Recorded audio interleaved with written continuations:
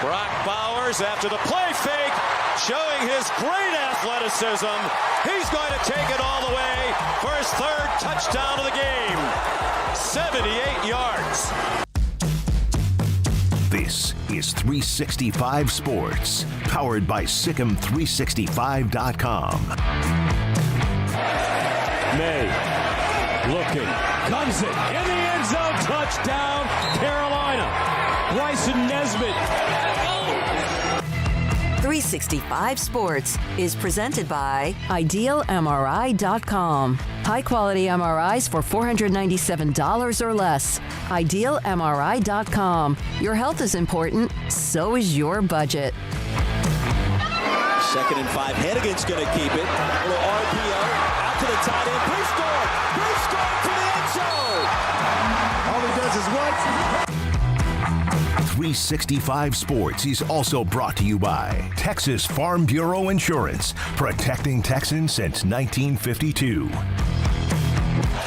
On the right hip and now to the left to Spencer Rattler. Quick throw, intercepted. Jeremiah Trotter heading for the end zone. Touchdown, Clemson. Have you subscribed to our YouTube channel? Search 365 Sports on YouTube. Brought to you by TFNB, your bank for life. 2nd and 13. Rodgers taken down again. Harold Perkins, the true freshman. Now here's Paul Catalina and Craig Smoak. Smokey will be back tomorrow. But Craig and I are here with you. We've got Sam Kahn in just about 15 minutes.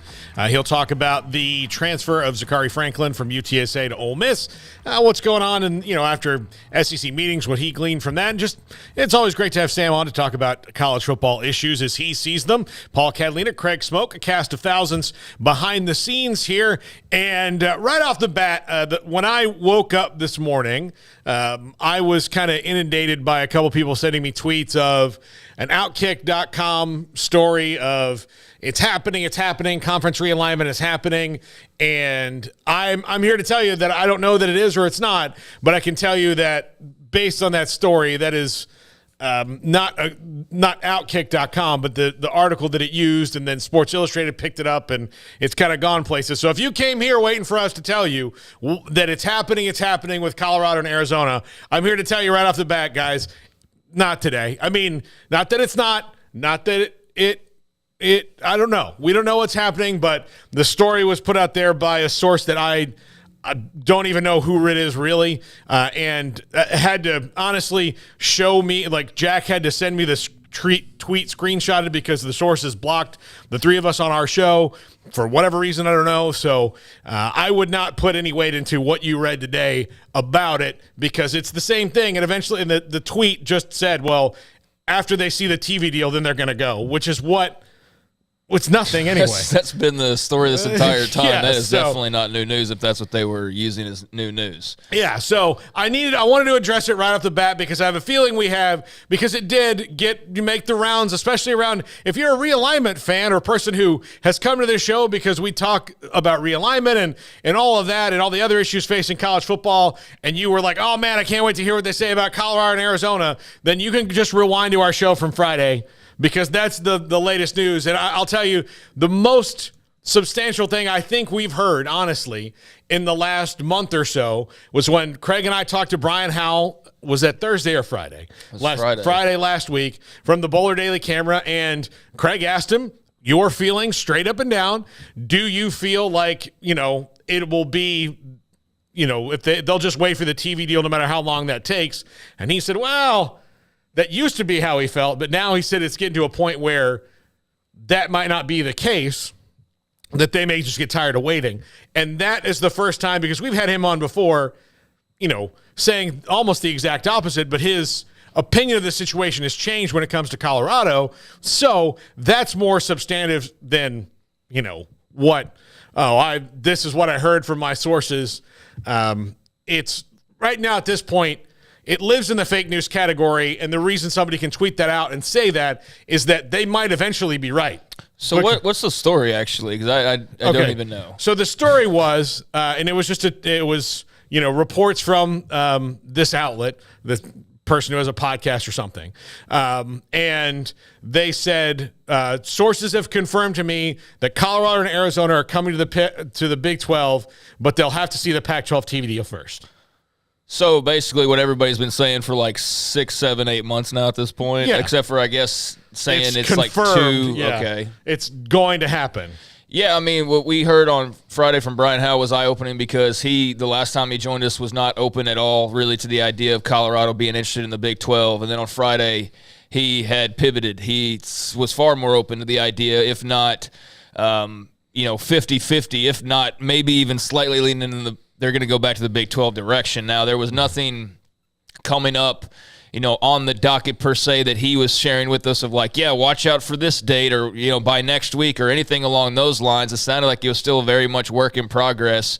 But the idea of Colorado being open to the idea is, that's factual at this point. We know that. We knew that before talking to Brian because of other reasons. But, yeah, I mean, that only solidified it even further of like, okay, now even a guy who, if he was going to hear the other side and have a totally different take, that would have been somebody to have one, and he didn't. He was like, no, well, I think there's a pretty good chance that could happen. So, that's sort of where we left it. I didn't see much over the weekend to really change any opinions or anything that was all that newsworthy. I do think the schools that have made the most sense here as of late, Colorado's obviously had a lot of smoke.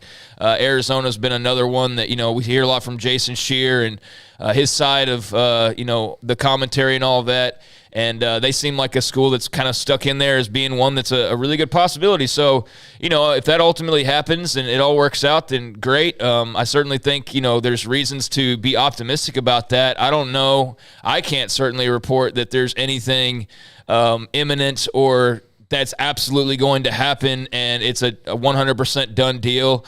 And, certainly it's easier to say something like that when you put the caveat of like, but until, that kind of defeats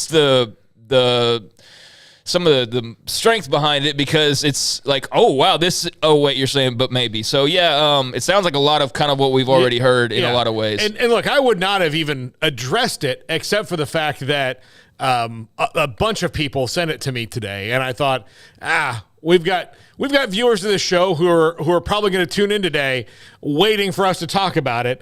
And I mean, look, we have plenty of open space today. A lot of people are going on vacation. I got a lot of responses back from people who were, I'm leaving on vacation today, or I'm still on vacation, or, all those different things. So, can I do it tomorrow? So we have 2 guests. We have Sam Kahn in 7 minutes, and we've got David Hellman at 5:30. So we got lots of time to hit issues that are facing college sports and college athletics. But at the end of this, I wanted to start off with saying, hey, that's not like we're not going to come here and break news until it's actually broken, and and say those things. And it was just interesting. And Craig, you and I have been doing shows together for a long time. We've worked together a long time.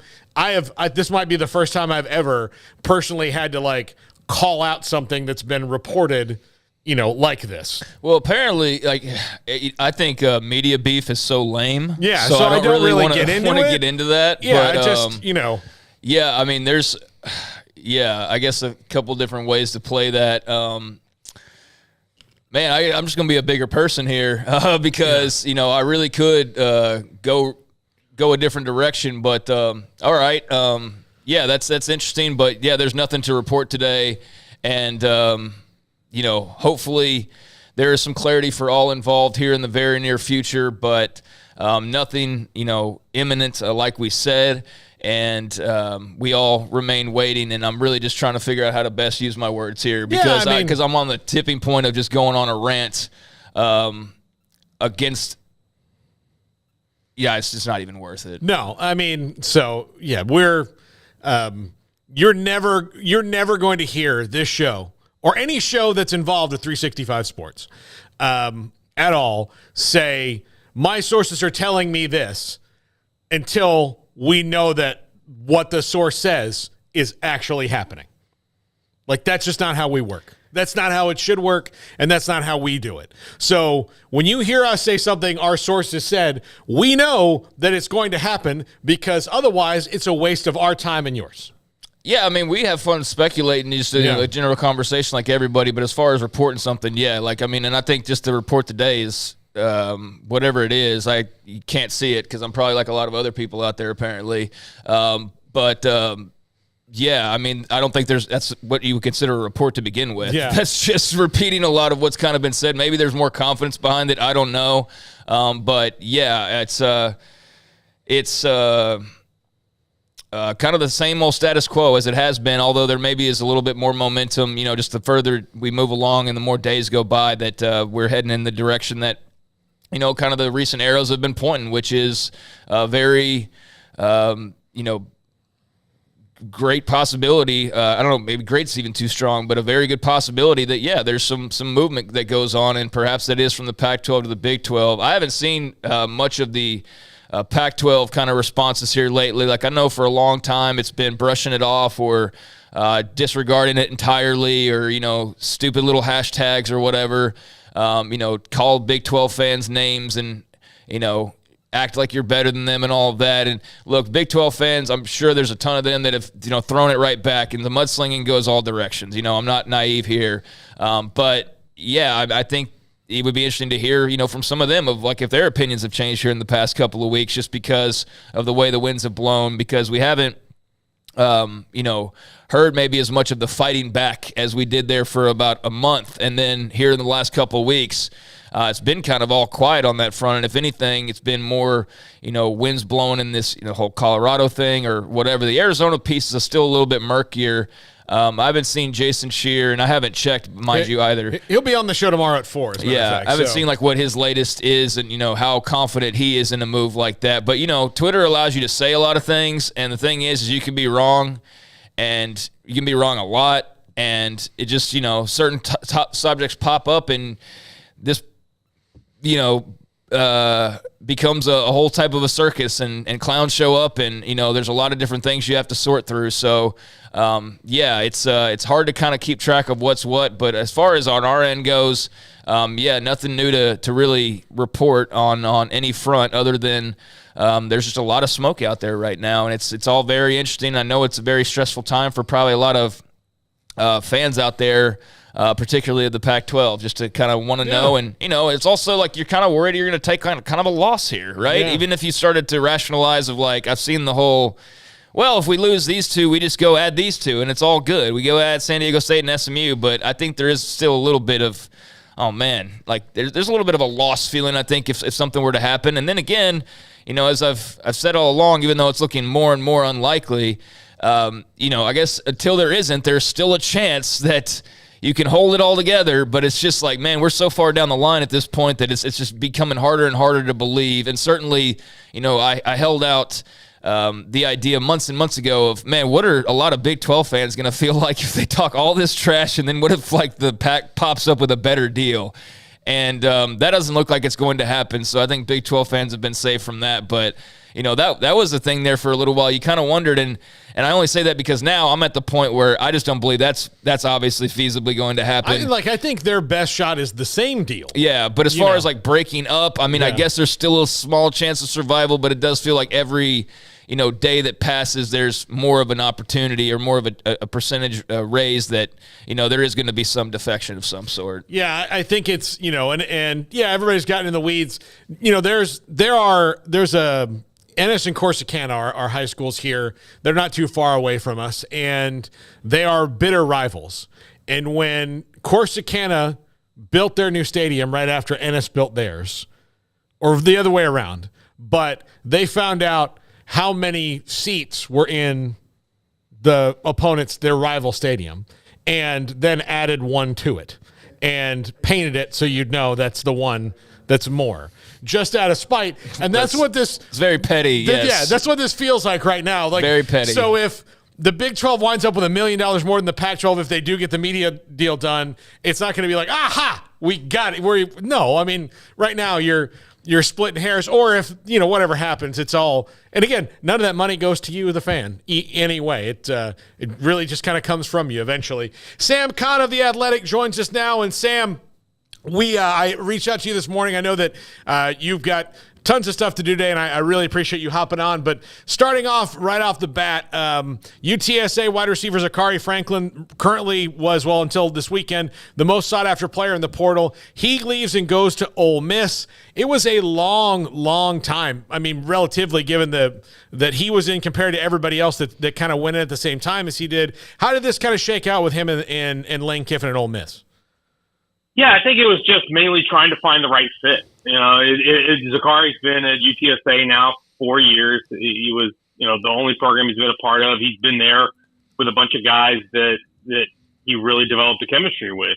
Frank Harris and Josh Cephas and J.T. Clark and Oscar Cardenas and of course Coach Jeff Traylor and that staff. And this is his last chance to really prove that he can play at a level that will get him noticed at the next level. And I would argue that I think NFL scouts would have noticed him anyway at UTSA, but I think there's something to be said for going to the SEC and proving it there. And that was really, I think, one of the biggest impetus for him to make the move was like, hey, go, you've proven yourself as one of the best players in the country in the group of 5 level. Now let's go do it at a higher level. And then obviously, there's going to be some other opportunities there for him. But I think, when you look at Lane Kiffin's offense and what you can do, the numbers you can kind of put up, he likes to throw the ball. They like to go at a high tempo. They've got some, really good.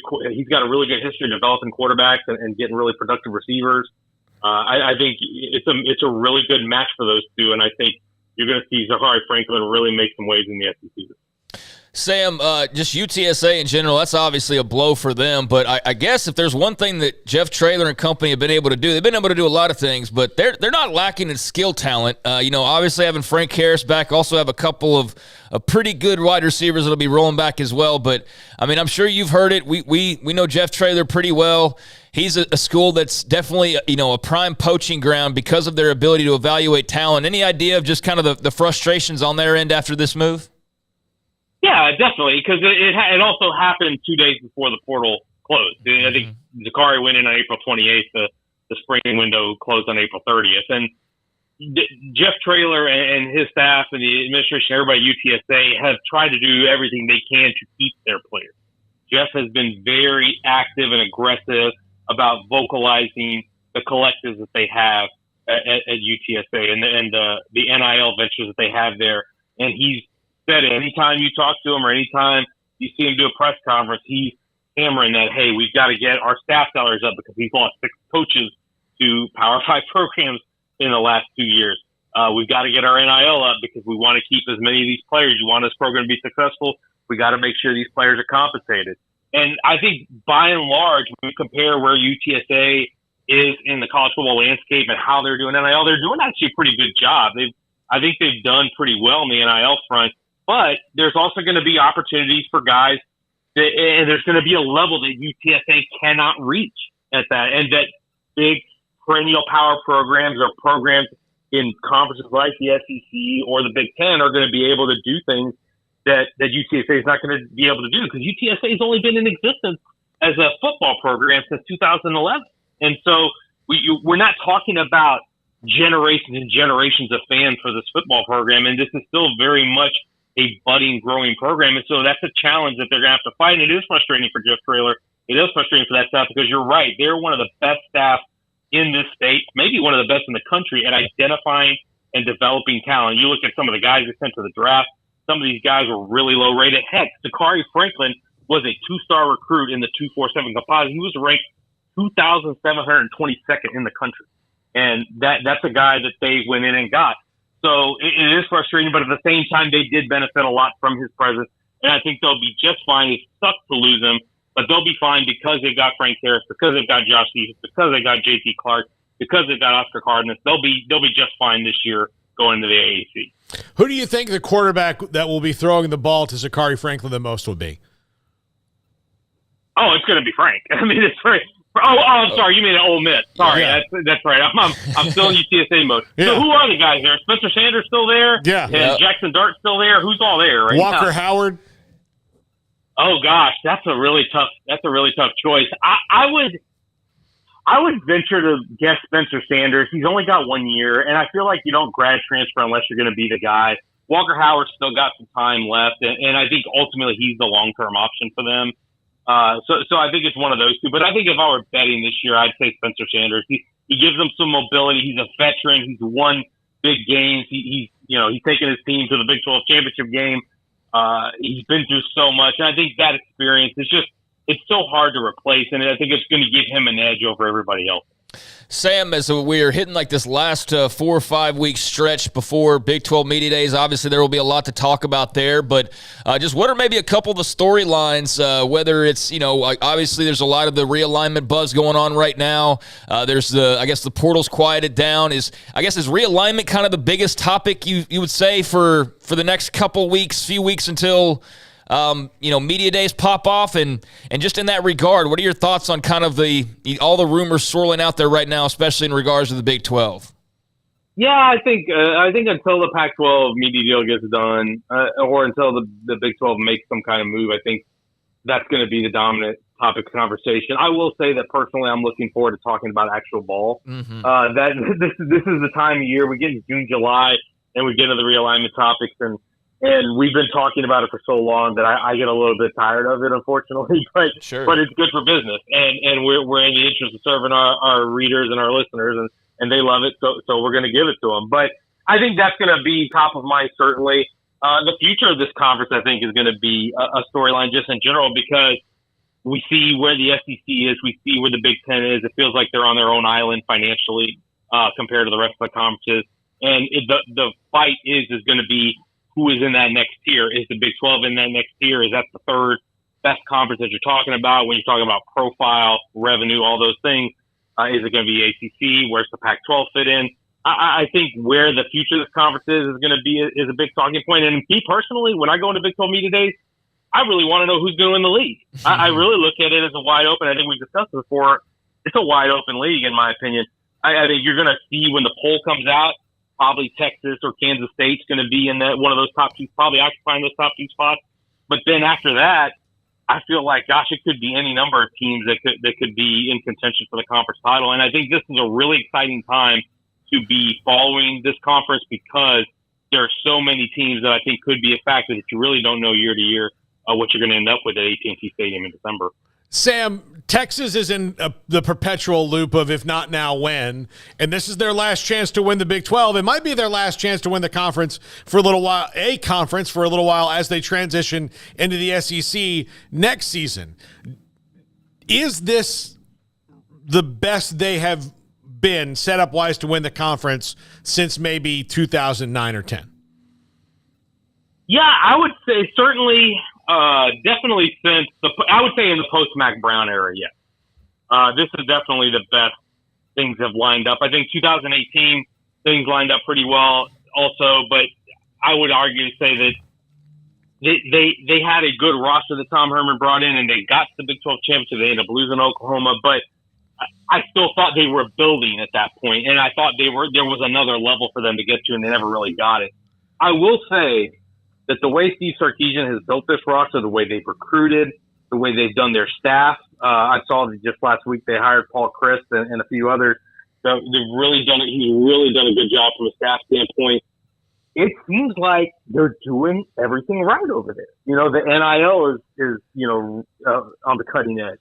The staff is really good. The roster, the offensive and defensive line recruiting has been really good. Obviously, the quarterback recruiting has been really good. So they're doing everything right. And I do think that they're a legitimate contender to win the title. I don't think that's just preseason, poll or Texas Rider hype. I think it's they're legit, perhaps the most talented team in the conference. And when you look at their trajectory, and the way they took a step up last year and where they're going and the talent they returned, I really do think they're in a good spot. And I do think this, if you're a Texas fan, you got to feel better about the direction of the program right now than you have probably at any point in the post-Mac Brown era. What do you make of TCU trying to reload after last season? It seems Sam, like they could have something pretty well set up there with Sonny Dykes where they just, reload at the skill spots, which is probably easier than ever given the transfer portal makes it easier than ever to do that. I mean, they're replacing a lot, but, man, there's no lack of confidence coming out of that place. Do you feel like that's a program there with Sonny Dykes where it's just such a perfect fit that they're going to be able to maybe be a bit better despite all they lost following last year's terrific run? Yeah, I think it's hard to be better than they were, obviously, and I don't know that they can ever replicate a run like that. But I will say, as a program, it is an exciting time for them because they just kind of scratched the surface of what they could do. They took a really talented roster, and you got to give Gary Patterson credit because the heart and soul of that team was what he recruited. Now that said, he struggled a lot with that because he had kind of fallen behind in a lot of other areas as a coach. And that's where I think Sonny Dykes picked it up. But now you've done it 1 year, so now what can you do this next year? I love what they've done in the portal. They've reloaded at receiver. They've added they added a quarterback for depth. They added Trey Sanders at running back. They added a defensive lineman in the corner. So I think they've done a really good job there. To me, where their ceiling can rise is if they can raise up that high school recruiting a little bit. Last year, they had a class, I think, that ranked 19th or 20th in the country. It's the highest that TCU's ever been in the modern internet recruiting rankings era. Can they push into that top 15? Can they start to get some more of those guys that Texas and Texas A&M and Oklahoma want? If they can get a few more of those guys and start filling out that high school class and those developmental guys a little bit better and a little bit more consistently, and just I think it's hard to do top 10 if you're TCU. It's hard to recruit at that level. But if you can just be a top 20 national recruiting program consistently, boy, you've got yourself in a really, really good spot in the future of the Big 12. And I do think when you consider their resources, their location, their donor base, I think everything that they have points to a chance to really be a big-time factor in the future of the Big 12. Sam Kahn, the Techspert from The Athletic. Go ahead. I got one more question. What are your thoughts on the SEC schedule, Sam? You know that little nagging topic from last week. we already brought up realignment. I had to bring up the other annoying topic that everybody's probably sick of at this point. But, I mean, we've talked plenty of A&M with you over the years. You know that program very well. It's a very interesting time with Texas sliding in there along with Oklahoma. They're going to figure it out. Is this just simply a money thing in your mind and too much ado about nothing in the end? I think it is a money thing. I think it probably has more to do with, hey, they want as much money as they can get from ESPN to get that ninth conference game up, as opposed to what's already built into the contract. My take is just get it done. Just get it done and give us 9. If there is any world that we have that does not include Texas and Texas A&M playing every single season, then they have royally screwed up. And that it's because ultimately, why do we follow these games? Why do we love college football? One of the biggest things we love about it is the rivalry. We don't root for the teams because we want our team to pull in an extra $10, $20 million a year in revenue. We're not sitting here rooting on the bank accounts. We're rooting for our teams on Saturday. And there's nothing that gives you those good feelings or those emotional feelings quite like playing against your rival. And that doesn't just go for Texas A&M. That goes for Georgia and Auburn. That goes for Alabama and Tennessee and all these other teams that have multiple rivals. Just get it done. Make sure we do this because ultimately, if we people talk so much about NIL and one-time transfer rule and media eligibility to ruin the sport. It's decisions like this where you put off what's best for the sport. It's breaking up rivalries or not allowing rivalries to be played every year. That's what's really harmful to the sport long term, because that's when you start to lose fans. Because if you're not emotionally invested in it, then you're going to be less likely to consume the product. And so I do think by this time next year we'll have it done back to with the SEC doing 9 games. But the fact that we're even having to sit here talking about it for another year is preposterous. And I'm ashamed that they had to do that, because to me it's so easy. It's a layup. Just get it done. Everybody will count their money, and let's move on. Sam Kahn, the Techspert from The Athletic. Not only an expert, he's also a barbecue expert. I want people to know that. And one day, Sam, when you come into town, we got to hit up a spot. So yes. I got one for you if you haven't been there yet. So It's really good. Sam Kahn of The Athletic. Sam, thank you so much. I know you're swamped for the rest of the day. Thanks for hopping on. No problem. Thanks so much, guys. I'll take care. There you go. Sam Kahn of The Athletic. Really one of my favorite writers to read. And he, especially, he covers everything that is in our area so well and is so well plugged in. Yeah, I love having Sam on when we can get him. Yeah, and I didn't want to interrupt the flow there, but I was trying to ask, and I didn't ask it properly. I wasn't trying to say will they be better than they were last year when they had the greatest run, arguably in modern school history, because they do have a national title from way back, but more was trying to ask, can they be like a consistently really good team, like a borderline to above elite team on occasion? Can they be in the top 15 all the time? Yeah, can they be what Baylor was shaping up to be before Art Briles got canned? Because if you look at them, like the things that they have in place right now are a lot of what was in place for Baylor to go on that run, and then everything broke loose. But I mean, you look, all the way down to strength and conditioning. If you ask anybody on that TCU team who's like the unsung hero, it's the same guy that everybody was talking about at Baylor for years and years when they were winning games. It's Kaz Kazadi, right? And what he does on the strength and conditioning side. And some people will tell you, you met one, you met a dozen. Like, no, I'm not saying that nobody can do it like him. I've just never heard anybody describe it like him. He is in the and the mental part of it is as strong as anybody. He's in the upper echelon of those guys. And I'm actually very surprised, and it may have just been because of the way it was tough for those guys to get hired after Baylor, that, and I'm not knocking TCU, but that he's not at a like Georgia or something. Georgia like, or LSU or something like that, because that was what the brilliant thing that they did. They're going to come in and run this offense. Well, they're going to have a guy that is, and when I tell you about strength and conditioning, the way that Kaz did it, the story, I've never heard a story about Kaz like letting you slide on something. Like he would walk by. We were doing a show one day for, I want to say it was Pro Day or something, but Pro Day and spring ball had overlapped a little bit. So they were in Pro Day, and then after Pro Day, since everything was still kind of set up there, Kaz had the guys who were on the poo list, so to speak, who had messed up, doing their punishments, and he had guys, pushing weights across the end zone back and forth until they were just cashed. And I went up and I said, Coach, what's going on? What are these guys doing? He's like, well, that guy had McDonald's. This one, ate a second ice cream when we had our cheat day. And he was serious on that. And they were in the best shape because that offense and the offense that Kendall Briles will be running at TCU and the one that Sonny Dykes was running a year ago with Garrett Riley means that you have to run all day. Every position has to run all day.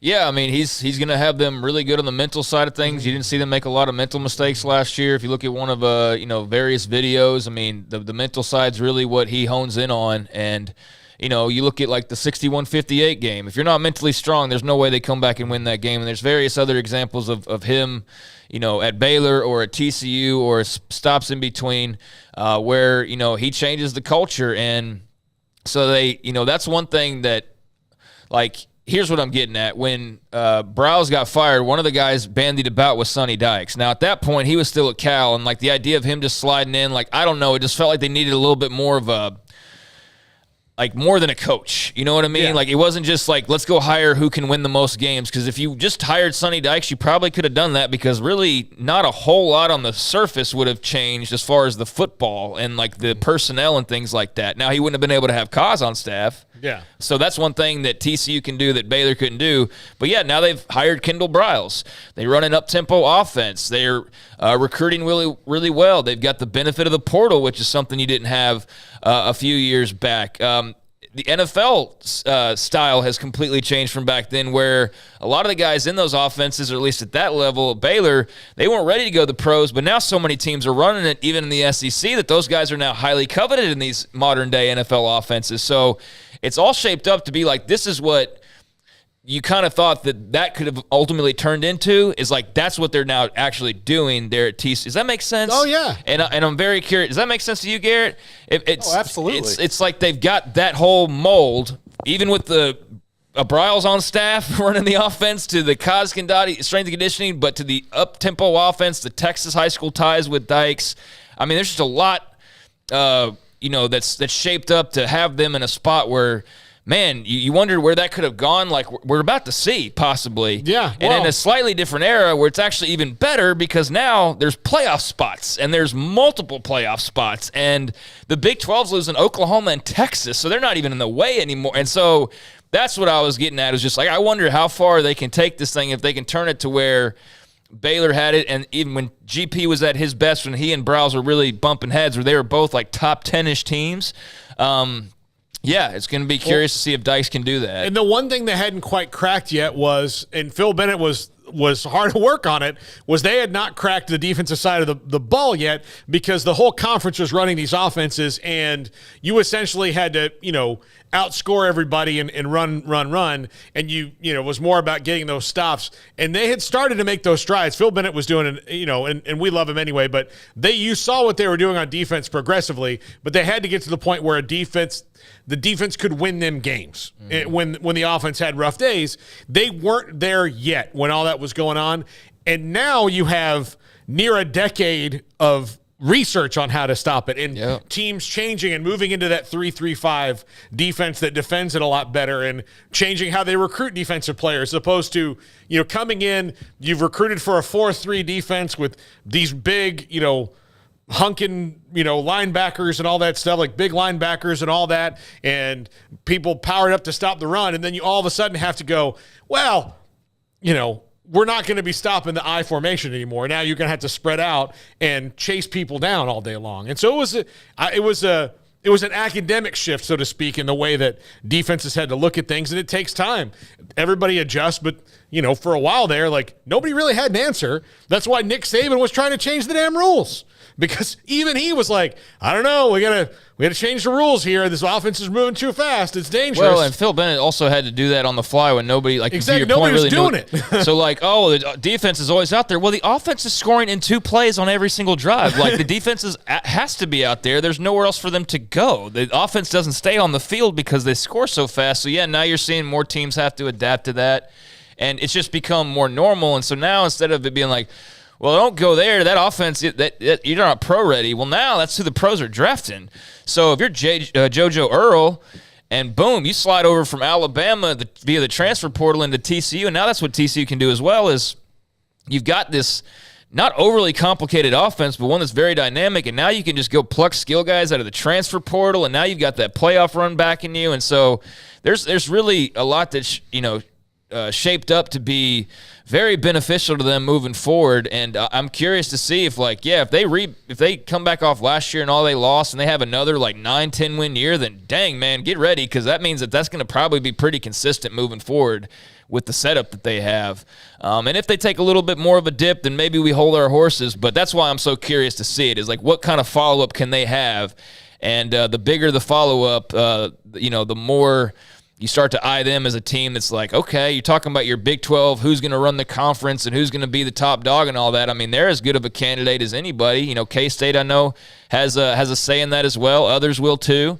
But yeah, there's a lot just in the current atmosphere that I think plays well for them and what they're trying to do. And it starts with Kaz Eyes. We started talking about the very top of this, but yeah, good to get Sam's thoughts as well on the realignment. I know he's like a lot of people where some of them just love it and can't get enough of it, and then there's like me, where I'm more in the middle of like, I love it and it's interesting, but then there's some times where I'm like, all right, let's just take a time out just on occasion. And then there's some people that absolutely loathe it, who are clearly not our audience, but it's going to come to a conclusion, eventually. We all know that's the one thing we can all predict, is there will be a conclusion. It's just a matter of how soon is that coming. So I definitely get the fatigue factor, because day after day of who knows and when and all that, it can be a little bit exhausting sometimes. But if anything, with each passing day, we're getting closer to whatever that end looks like. Yeah, absolutely. Can't wait for it. It might happen while I'm gone for 2 weeks, and then I'll be even happier. But then I'll be sitting here waiting, paddling my canoe here for a week when it's not happening, and then I'm going to leave and it's gone. But when we come back, got a question a friend of mine posed to me about what he was wondering about the future of the conference. I want your opinions on it. Who's going to run the league not only on the field but behind the scenes now that Texas and OU, the perpetual string pullers, are gone? This is 365 Sports. Texas Farm Bureau Insurance has protected fellow Texans with auto, home, health, and life insurance since 1952. With more than 260,000 square miles of land and 27 million people, that's a lot to cover. Whether you're wrangling cattle or wrangling kids, we're proud to protect Texans in all Texan ways of life. Stop by and see our agents at one of our 3 McLennan County locations. Coverage and discounts are subject to qualifications and policy terms and may vary by situation. Aaron Duvall, owner, Texas Beef House. Why did you get into this business? We kind of were born into it, and it's been for several generations. Our family's been in the beef business, the ranching business, and we've specifically got into the beef business back in about 2015 when me and my son decided to form Texas Beef House and sell directly to the public. Aaron, everyone knows about Wagyu and how elite that is when it comes to beef. What separates you from anyone else that may do this in this type profession? We selected out Wagyu mainly because it's such a quality beef and it's consistent. Some beef, some breeds, you may have, a good animal every now and then, but Wagyu produces really consistently good beef every time. Where is the best beef in Texas? Your house. When you order from Texas Beef House, unleash the flavor of Texas raised Wagyu from our pasture to your plate. TexasBeefHouse.com. At Ideal MRI, we feel blessed to be part of the Waco community. We're a small family business here in Central Texas. At times like this, the cost of healthcare has never been more important. And unfortunately, significant illnesses and injuries still occur. And that's why Ideal MRI is open and here to serve you through this difficult time. So if you need an MRI, ask your doctor about Ideal MRI. You can schedule online in minutes at idealmri.com or call 833-IDEAL-MRI.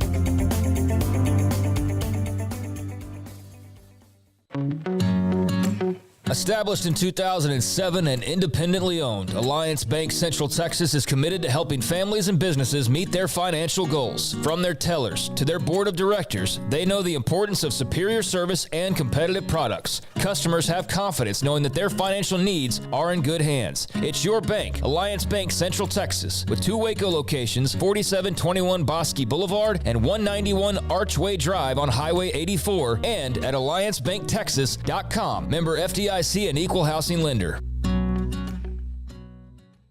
Pizza, burgers, and Bears football. There's no place around Waco that serves them all other than Bubba's 33. Come show your green and gold and enjoy some of Waco's best food and beverages while watching your favorite team, the Bears. When real Bears fans get hungry, Bubba's 33 is the #1 spot for ice-cold drinks, hand-stretched, stone-baked pizzas, and bacon-infused burgers. Join us for indoor or patio dining. Bubba's 33, Waco's restaurant and proud supporter of Baylor Bears football. Sick 'em, Bears! It's the Memorial Day sales event at Allen Samuels in Waco, and these deals couldn't be any hotter. Shop the greatest selection of brand new inventory in Central Texas, and now get 10% off MSRP on 2023 Ram 1500 Crew Cab Lone Stars and Laramies. That's right, or 2.9% for 72 months. The choice is yours. Shop our huge selection of new inventory today or browse online. Hurry in to the Memorial Day sales event going on now at Allen Samuels in Waco. Offer ends May 31st. This is 365 Sports. The 3 o'clock hour is sponsored by Waco Custom Marketplace. Meats, sweets, Texas treats, and a cut above the rest. 425 Lake Air Drive, Waco. Welcome back, 365 Sports. Paul Catalina, Craig Smoak. Smokey's back tomorrow. I will say that following up and Craig, I'm glad you reminded me to say this, following up our opening segment where, look, we said that nothing imminent is really happening with realignment today, in spite of what you may have read. Colorado is having a meeting, which I believe pertains to athletics, but again, that could be a lot of other different things. So. Yeah, we've had a few of these meetings that have come and gone that are like, you get built up like, is this the day? And then it's not. And is like in a lot of like looking into like board items and things like that. And hey, it's cool. Like the folks that do that, like not knocking it at all. But like we've seen quite a few of those, I feel like over the last few months that have sort of popped up and then gone away. And you don't hear about them anymore, but there is, one that's lining up tomorrow. And so now this one's the big, will this be the day, scuttlebutt? And I've seen some of the usual folks who monitor those types of things that are kind of gearing up for maybe this is when a big decision by Colorado is made. I don't know. Like, you refer to the start of the show. I mean, I know there's nothing to report today, on our end and nothing to go with there. But, tomorrow, could that change in theory? Sure, it could, just like it could have 2 weeks ago, 2 months ago when they've had other ones. But, I mean, yeah, like we said, you kind of are getting to the point now where it's like, all right, something's got to give, like for real. And, maybe that's it. I don't know. We'll see, but it would be no surprise whatsoever if that thing came and went and we're here tomorrow and like we're not even mentioning it whatsoever. I don't even know what time it starts, but I think that remains to be seen. But who the heck knows? Like we're not pretending to know everything and every little detail and what exactly everything is going on. I mean, we're flying blind in some ways too, outside of just certain things. So yeah, I mean, I can't say that we know for sure what Colorado's doing or thinking or whatever.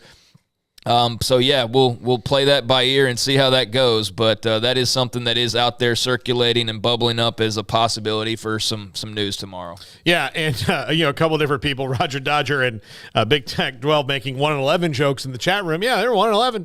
But yeah, they've got a coach who everyone in the sports world knows. Like if you are a sports fan, you said Deion Sanders, you say, I don't know who that is. You'd be like, I don't think he really likes sports. Well, they're going to follow up with he won't be there in 3 years, and all that. And he may not. I don't know. That's kind of his that's kind of his career path, whether it's TV or coaching or when he was a professional athlete, baseball, football, whatever you want to say. He was somewhere for a couple years and he'd go. That's what Deion does. So, but I mean, there's that around the program right now. And I do think it's kind of strange when you think about Colorado coming back to a conference that they left, that the conference they left is so different than the one when they left it. Yeah. Like, it's not like they left and they were the only one and now they're coming back. Like, they're coming back to a league that's totally different. They're not coming back to play Texas and Oklahoma and A&M and Nebraska and Missouri. Those schools are all gone. They're coming, if they were to come back, then they're playing UCF and TCU and, yeah, I mean, yes, they played Baylor and Oklahoma State and Iowa State and Kansas State before, and Tech. But yeah, the rest of the other part of the league, the other 7 teams that they'd be coming back for are all new. West Virginia. Well, I just find it all very. I mean, you're right. That there is a very different looking set of teams in front of them than when they left. I mean, shoot, even the state of the programs when they left, like. Baylor's not the same Baylor that it was back in 2010. Like, they've won a Heisman and 3 Big 12 championships and a Sugar Bowl all in that time since Colorado left. Yeah. Not to mention a basketball national title, men's and women's. So, yeah, I mean, that program alone is wildly different than the one Colorado used to see. They were a gimme when Colorado was Think about that. In the time that they've won a basketball national title, men's and women's, 3 Big 12 football titles, a Sugar Bowl, a Heisman Trophy, all that since Colorado – or because RG3 was 2011, right? And Colorado's last year was 2010, right? Yeah. So, yeah, wow, that's crazy. I mean, it has been a decade, but still, if you would have told them on the way out, by the way, Baylor's going to do this and this. The year after. Like, go to hell, that's not happening. The year after you leave, Baylor is going to win the Heisman Trophy. Yeah, that's what it's going to be. Yeah, it is. So to your point, it's a wildly different thing. TCU's playing college football playoff a year ago. Yeah, I mean, and weren't even in the league. And it's weird. If anybody leaves the Pac-12 right now, it's kind of a proactive move in one regard, but a reactive move in the other. In that the Big 12 adding TCU and West Virginia when all those other schools left wasn't proactive. It was reactive to the fact that they were down to 8 teams and they needed to get to 10. So they added TCU and West Virginia and then stopped for whatever reason at 10 because I don't know the reason. They were splitting up the money and didn't want to try to carve out the pie anymore because the TV deal was what the TV deal was. Now, if you're Colorado, Arizona, anybody else who would maybe leave the Pac-12 and go to another conference, it is maybe proactive to do it before the TV deal, but it's also reactive to the fact that you don't have one and like maybe nothing is going anywhere. So it's very strange. They're in this nebulous territory of, is it a good move to do this now, or is it or is it just being reactive to something that you don't completely grasp? Yeah, I don't know. I mean, if you were to make a list of the positives and negatives on their end, I think that'd be a pretty long list on either side, really. I mean, there's plenty of positives, but I mean, clearly, we need to see what happens first. Mm-hmm. That's the thing. I mean, it's. I guess though, just what would it look like if they were in fact to make that move? Yeah, I mean, it's weird to look back on, like what all led up to it, and what's occurred and what has clearly been more important than maybe you realized it was, or maybe things that are less important than you thought that they were. Because I mean, that's a massive change, man. Like they know it, they've done it already in the last 15 years, but to come back would be, man, it's just wild. I mean, and to last, less than 15 years in the other conference that you left for, and for it to be over, I guess just seemingly money and TV exposure, it's just wild. Like when all this started up, I was just like, I don't really feel like there's much of a chance of this. And then, as things kind of started adding up, there's waves to it all, with the news cycle and everything. But yeah, I mean, the fact that we're even here at this point, and it's a pretty good possibility, but not a sure thing, still is a bit surprising. Yeah, and when they left the Big 12 before, that was like they were like, no, this play, there's all this infighting, this conference is going nowhere. We're tired of being pushed around, and they were part of that too, like not to the degree, at least that maybe Nebraska felt that they were, or A&M felt that they were, but. Look, what's better on the other end of this is to go somewhere where you may not do that, and their choice ultimately was headed for the same kind of tumultuous fate that the Big 12 has had, and if the Pac-12 survives it, more power to them. But, they jumped out of the frying pan, and they didn't realize it, but, a decade later, they're in the fire. And that's just how college athletics goes, and the Big 12 has stabilized itself to a point where, they're all of a sudden an attractive option to come back to. It is, and if you had told me in 2011 that one day we would talk about Colorado coming back, I'd been like, why?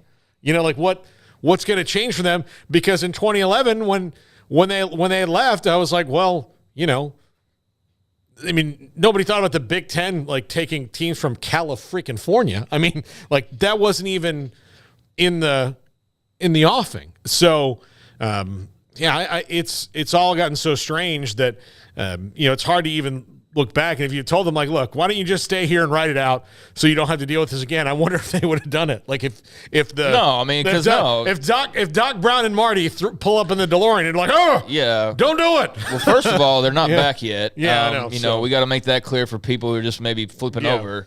There's nothing official on that. It's just discussing, speculating what that would even look like if that were to happen. But yeah, I mean, it's also, as we began this whole conversation, it's a much different Big 12. We're not talking about unequal revenue sharing that broke the league apart. We're not talking about, massive threats of defections all over the place, like what was happening, what ended up happening when they decided themselves to go ahead and leave. We're not talking about Texas and Oklahoma, A&M, Nebraska, all this infighting and power struggles.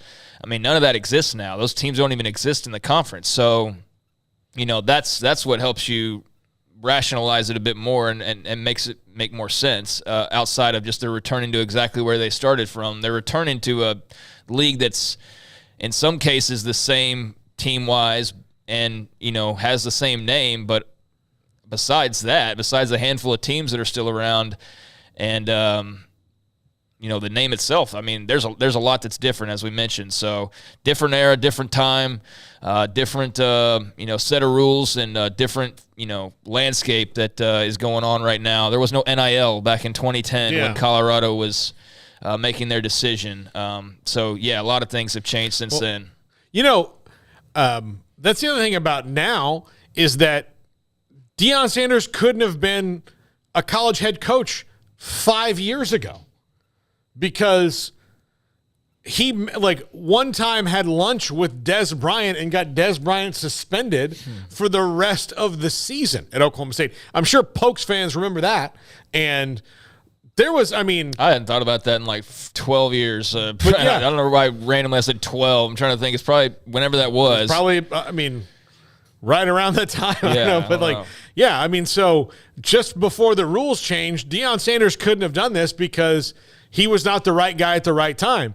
And so you couldn't have brought in somebody who was, a marketing genius, which Deion absolutely is. He can promote himself better than anybody can promote themselves anywhere in any walk of life. He's unbelievable at that. You could not have that in college football just a few years ago. And here you are, you have him taking over a 1-11 team and got people thinking like, well, I don't know. This could be exciting because not only can you go in the transfer portal and change out the entire roster, which he's essentially done, you can also do that by saying like, hey, come on here and we can get you a marketing deal. And that was not possible before. So now, you're going to have guys like Deion Sanders that can bring attention to programs like Colorado. And I remember when before the NIL stuff happened and he had people were talking about him because he had kind of thrown his name in the hat for FSU. I was like, well, until that stuff gets passed, I don't think anybody really wants to touch him because they know that, Deion does what he thinks is what is best for him in the program. That doesn't necessarily mean following those rules because, and I've just cite that Des Bryant thing, like he and his agent and Des Bryant had a meal and then Des Bryant got suspended for the rest of the year. So that's how it worked then. Now, shoot, have all the meals you want. Knock yourself out. Things are wildly, wildly different as they are when they were a few years ago. Okay, we'll take a break right here. When we come back, who's going to run the Big 12 on the field and off the field? This is 365 Sports. The future's bright. The time is now. College is what you make it. It's a late-night pizza run and all-nighters coding a new project. It's having big dreams and making them a reality. It's a professor who knows your name and your story. It's preparation for your future, your calling, your life. And at Baylor, it's even more. Baylor, where lights shine bright. One size fits all. That may be all right for an adjustable belt or cheap sunglasses, but when it comes to your financial needs, no one wants a one-size-fits-all strategy. Ben Erlinson, your Edward Jones financial advisor, knows that his most important goals are yours. That's why he takes the time to understand your needs, knowing you. That's how Edward Jones makes sense of investing. Ben Erlinson, 100 North 6th Street in Waco, 254-759-8533. Edward Jones, member SIPC. There are 26 letters in the alphabet, over 600,000 words in the dictionary, and just 3 of them said together can change everything. Let's order pizza. Those 3 words lead to dough made from scratch and 3 fresh signature cheeses that blanket golden crust in a heavenly melt on Marco's Pizza that'll blow your mind. So visit marcos.com to order and stop by Marco's Pizza in Belmead, China Spring, Woodway, and in Robinson. Marco's. Pizza lovers get it.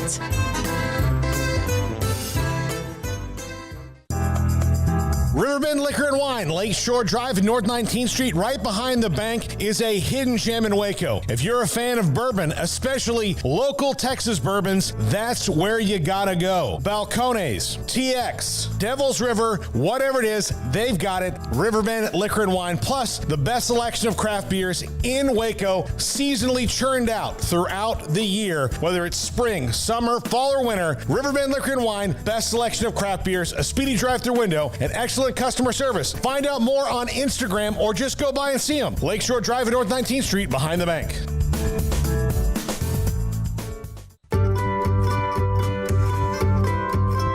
You want to know why Stonewood Dental is so successful? Listen to what happy customers have to say. It's pleasant. It's different than any other dentist office. I really feel like they care. And it's not that you're here for 2 hours waiting on someone to take care of you. It's quick and easy, and I bring my kids, and my kids love being here too. They really love the treasure box. Staff is really nice and accommodating, real friendly. You feel more like home. It's not sterile looking. Everybody has their own personalized rooms with decorations and decor, and they'll even have a blanket for you when it's cold. I've recommended people to actually come here, and they are patients now. I really love it here. It feels like family. Learn more, stonewood-dental.com. With so many companies and policies out there, it gets so confusing shopping for insurance, and I never know if I'm getting the policy that's right for me. Luckily, I met the team at the Niche Group Insurance Agency. With the Niche Group, you can go to one company and get access to coverage options from many insurance carriers, and you get to speak to a real person about your specific coverage needs. With the Niche Group, I know I'm getting the right coverage at the right price. If you need insurance, talk to the experts at the Niche Group at 1-800-258-8302. Welcome back to 365 Sports. It's time for our weekly segment with Grayson Grundhafer of SicEm365.com. Brought to you by Pioneer Steel and Pipe, where customer service is their main focus, and best in metal, steel, and pipe for large or small projects, with 2 locations in Waco and Bryan. Family owned and operated since 1943. Well, that one's on me. Not true at all. Sent the wrong thing to Garrett. I'm sorry, buddy. All good. It happens. Yeah, it happens. So, and I'll just warn you, I'm on very short timer syndrome this week. That's fair. As we dive through the end of the week, I'm going to be worthless. I'm just warning you all right now. Worthless. No, that's not how it works. You don't get vacation before the vacation. But my brain is not locked in, and I'm not. Look, the second week is vacation. The first 3 days of the week is not. I'm on, like, I've constantly got checklists of things I've got to do in my head and call people and I don't know why people do this more than once. I think look, if you get one and it doesn't work out, that's fine. Don't do it again. It's hard. I told you to go to the JP like me, man. Yeah, I know. We're almost to the end of this glorious rainbow here, and it'll be I can't wait for it to happen, but I also just the constant barrage of questions and little things you have to do, and the fact that if I called the hotel we have a block with for an event we're having back here in July, and the lady answered the phone on one ring, and I almost broke down in tears. I was so happy because the amount of phone tag I've played in the last 6 months would drive you insane. Like, it would be nice if I could just call up a place, ask them a question, and hang up the phone, and then be able to go tell Amanda, this is the answer to that question, as opposed to, yeah, I called, they weren't there, so now I'm waiting. It was glorious. Like, it almost like, it was the happiest thing that's happened to me in months when it comes to all this. And I say that jokingly. All right, I mentioned before the break that a friend of mine, Kyle, he's a KU grad, he threw out a question to me. He was curious about, OU and Texas are leaving, and they were the perpetual string pullers off the field in the Big 12. Who are going to be the new ones that are going to try to do that? How long will that take, I wonder? And who are going to be the ones who are going to run things on the field? I think the last couple of years, though, Craig, of at least on the field, because I think we'll get to off the field in a second, on the field has shown us that there's nobody that, if you take the gigantic brand name of Texas, who wasn't in this conversation, and the team that owned the conference forever, Oklahoma, out of it, there's paired, like, everybody's pretty much set up the same way. And it's going to be a couple of bounces and breaks and the right players here and there that make you either the Big 12 champion, middle of the pack, or all of a sudden, how do we get to 3-9? Yeah, it's going to be fun. It's there should be a lot of parity. We just got done talking about TCU a little while ago. I know K-State feels good about the direction of things, and Texas Tech feels good about what's bubbling up right now. They've got to go out on the field and actually do it. The other two have, but there's a lot of reason to believe that they can beginning next year, and even really beginning last year with 8 wins right out of the gate. Baylor, they're in kind of a weird spot right now, but, I mean, they're entirely capable of jumping up. And, like, here's the thing is I don't know about their talent level, but I know they've got good coaching. Like, I know they've got good coaching, and I feel like even in games where they were clearly not the more talented team last year, like, their coaching had them in some of those games or had them in opportunities to win games. So they're going to be, tough more often than not, I think, for teams. But it's anyone's guess. I mean, I'd say, TCU and K-State are a good place to start, but I don't know that I would really have too much confidence in just labeling anybody as like the new kings of the conference a la OU. I mean, you need to do more than win like 1 or 2 titles. You better win like 6 of those bad boys in a 8-year span for me to consider you the dominant name. And we need a little time to pass for that to happen. So, yeah, it's some teams that, been there, done that as far as winning the conference. Some have, flirted with bigger things. But, without the Oklahoma-Texas factors and then with, some new faces where you don't really quite know what to expect right away from them, it's going to be really fascinating to see how it all kind of comes together and what comes out on the other end of it. Well, and look, TCU was the test case. And granted, they were in even a different spot than everybody else who's kind of coming in. And, of course, it was still even moderately a different era in college football then. But when they came in, they'd come off of dominating the conferences that they were in and winning the Rose Bowl and all that with Andy Dalton. And then they step into the Big 12. They're already set up to be pretty good, and Gary Patterson had them right where they needed to be until he, his carton of milk expired, so to speak, with the way that he did things. And so I wonder if there's a team like that that's set up like if you look at, Gus Malzahn has been at UCF very long, but they've had, spots of pretty good success over the last decade. Cincinnati was just in the college football playoff, but the coach who did that is gone.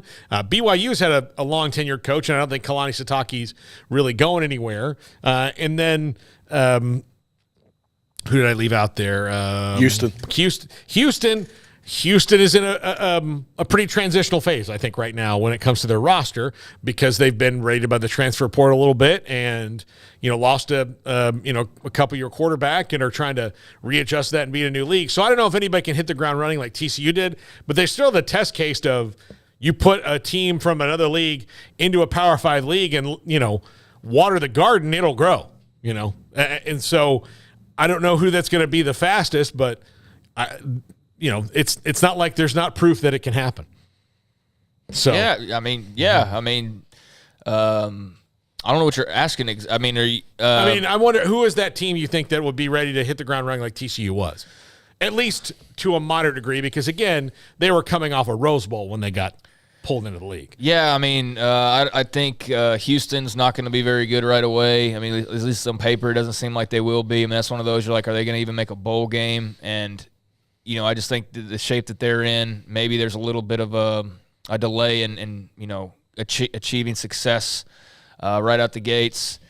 I really don't know, man, because I'm still learning about these teams too. Like, I've watched Oklahoma State every year for like 20 years and K-State, and now we've seen TCU for well over a decade. But, certainly wouldn't have predicted when they first arrived that they'd be doing what they're doing at this point. But BYU makes sense because of the scheduling, that they've had previously. That's just, there's not going to be that much of a difference than Cincinnati. They're a playoff team, and I think Satterfield's a good enough coach with enough experience that it's not like they're, hiring some no-name guy to come in there and, scoop up the pieces left over by Luke Fickell. But, yeah, I'd say UCF and BYU probably would lean BYU, but I don't really know who's going to be the best team out of those 4 next year. I guess maybe one of those two. I'd have more faith in one of those two, but I don't know. Yeah, one of those two, but I don't feel like supremely confident about it, obviously. And I just think that, TCU is also not the norm, Mm-hmm. They are not what everybody's just going to end up being, they jumped up a level and now this is what happens when you do that. It's like, no, not everybody jumps up and then turns into what they turned into. I think they're a unique case study. So, yeah, they have a path that they drew up that you can follow to some extent. But if I had to pick, then, yeah, BYU or UCF seem like, at least initially, they're well-equipped, and I'd probably lean BYU if I had to make a choice. But, not putting any putting any wager on that or anything like that. Yeah, I wonder. Yeah, I just don't know enough about everything. You know, I've seen more of BYU in the last couple of years, just because, especially 2 years ago when they played Baylor, I kind of watched them a little bit more after that because I enjoyed that game so much, and I was like, yeah, I kind of like watching this team play. So if they were on, I'd be like, you know what, I'm going to tune in and watch them, knowing also that they were coming to the league at that point, just because I was curious. I don't know. Off the field, do you think? I don't know if I can even answer that question, because Texas in particular was so powerful at pulling the strings and so in control of everything for so long. I do think that at least right now, everybody stands on equal footing because they don't have the options that Texas and Oklahoma have. You know, they can't, Texas Tech couldn't just get up in the morning and threaten to leave like Texas could. They couldn't. I'm not trying to dog Texas Tech, because there are 11 other schools that couldn't do the same thing. So I don't know if somebody's going to be able to dictate things like that, but I do wonder who I hate this term, but thought leaders of the conference are going to be and pushing it in a direction. Who are going to be the strongest, off the field maneuverers, so to speak?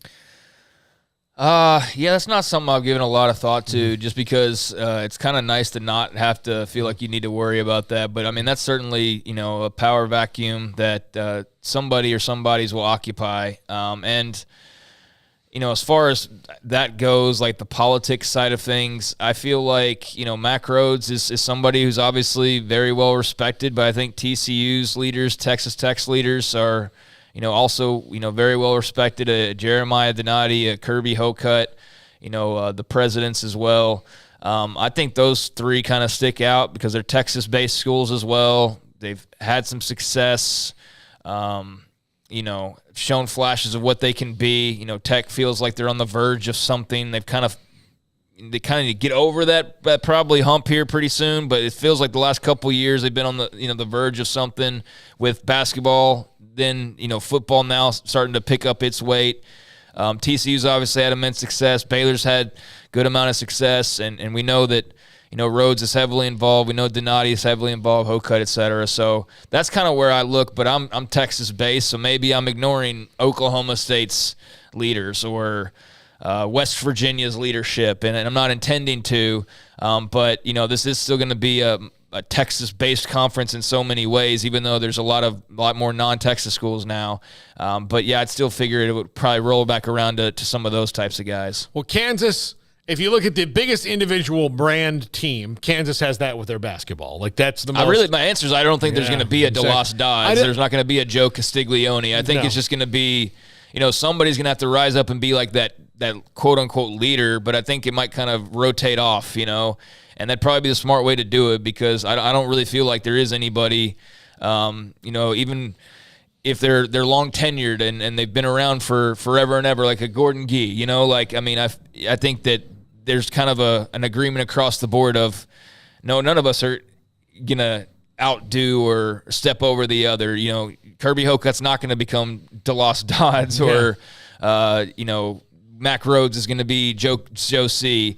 Those guys were unique. They had unique power behind them as well. And so even if you have somebody that's maybe more of a leader outwardly, they don't have the backing that Texas has or that Oklahoma has, the cachet. So I think it'd be difficult to kind of separate yourself in that regard anyways, unless you are commanding a team. Like if it was Donati with TCU and they go and they make the playoff again, and then basketball is really, and they start to kind of dominate. That's where you could maybe see somebody potentially emerge if one school clearly stood out. But I don't think there's anybody right now at the moment financially, viewership, or just success-wise. It's all that different from the others. Yeah, no, I don't think so either. I mean, obviously they're losing two big schools and one gigantic school in Texas as far as like size-wise, and they're replacing it with some big schools, including UCF, which is, I believe, even bigger than Texas right now as far as like humans on the campus goes. So,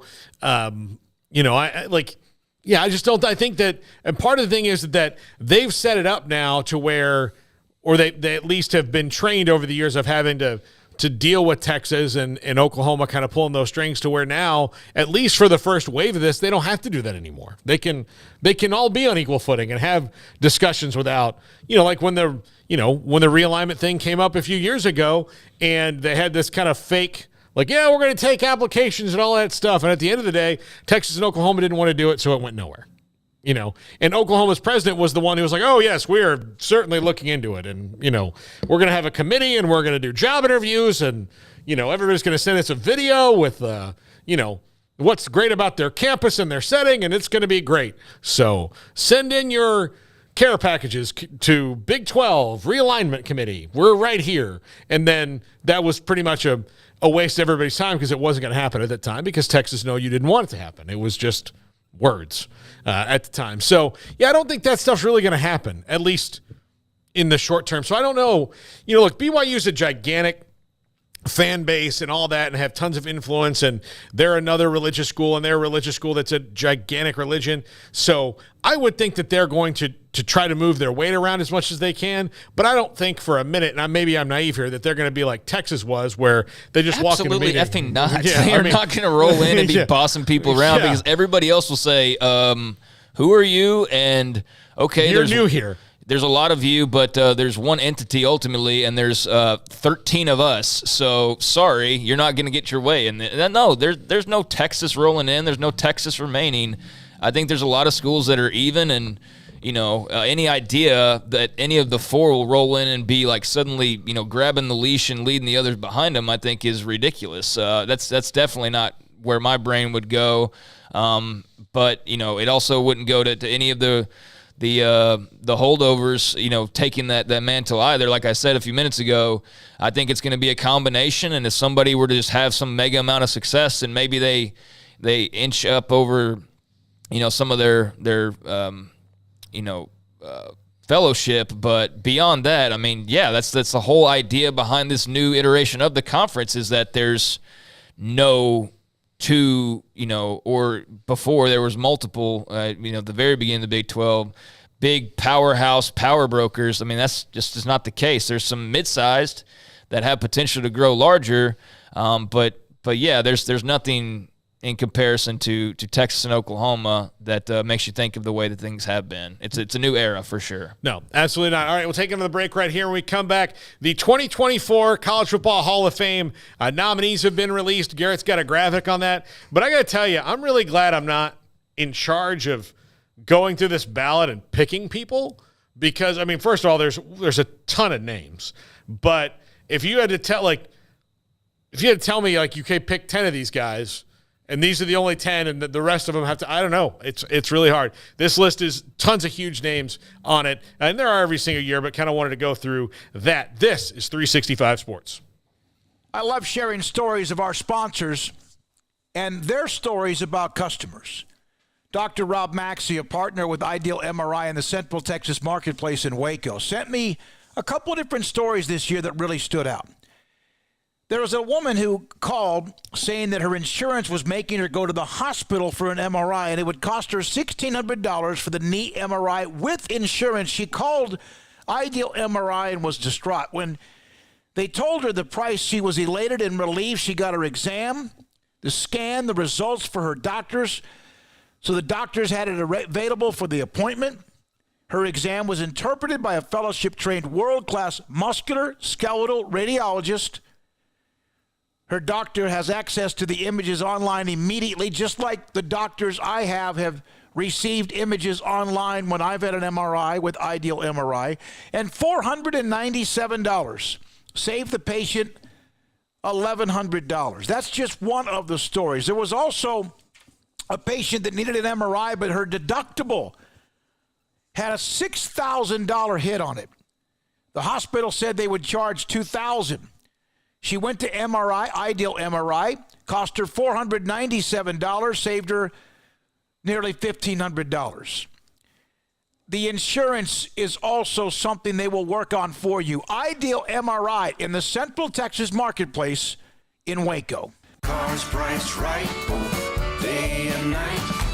Average your car in Texas. Trucks built for you, red, white, and blue. Average your car in Texas. Cars that zoom with lots of room. Average your car in Texas. Count on us, a dealer to trust. Average your car in Waco, Texas. Texas.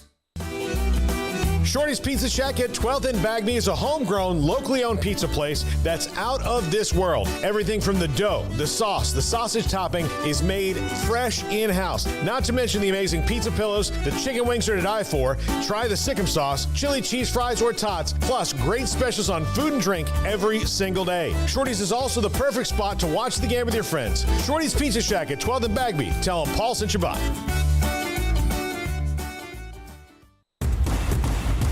Petty Clinic Men's Healthcare in Woodway is now proud to offer you men an exceptional weight management body sculpting product called semaglutide, also known as Ozempic or Wegovy. Semaglutide is an FDA-approved weight management medication. Once-a-week injections of this powerful medication offers an average body fat weight loss of 20% within the first year of treatment. In addition to body sculpting, semaglutide also normalizes blood sugars and has the clinical research proof of reducing blood pressure, cholesterol, stroke, and heart attack risk. If you're like most men and you have stubborn fat that will just not respond to typical diets and exercise, then help is finally here. Semaglutide. Affordable, highly effective. Google search Petty Clinic Waco and reach out to the Petty Clinic team today for a free consultation with Dr. Petty to see if semaglutide is right for you. Go to pettycliniclowt.com.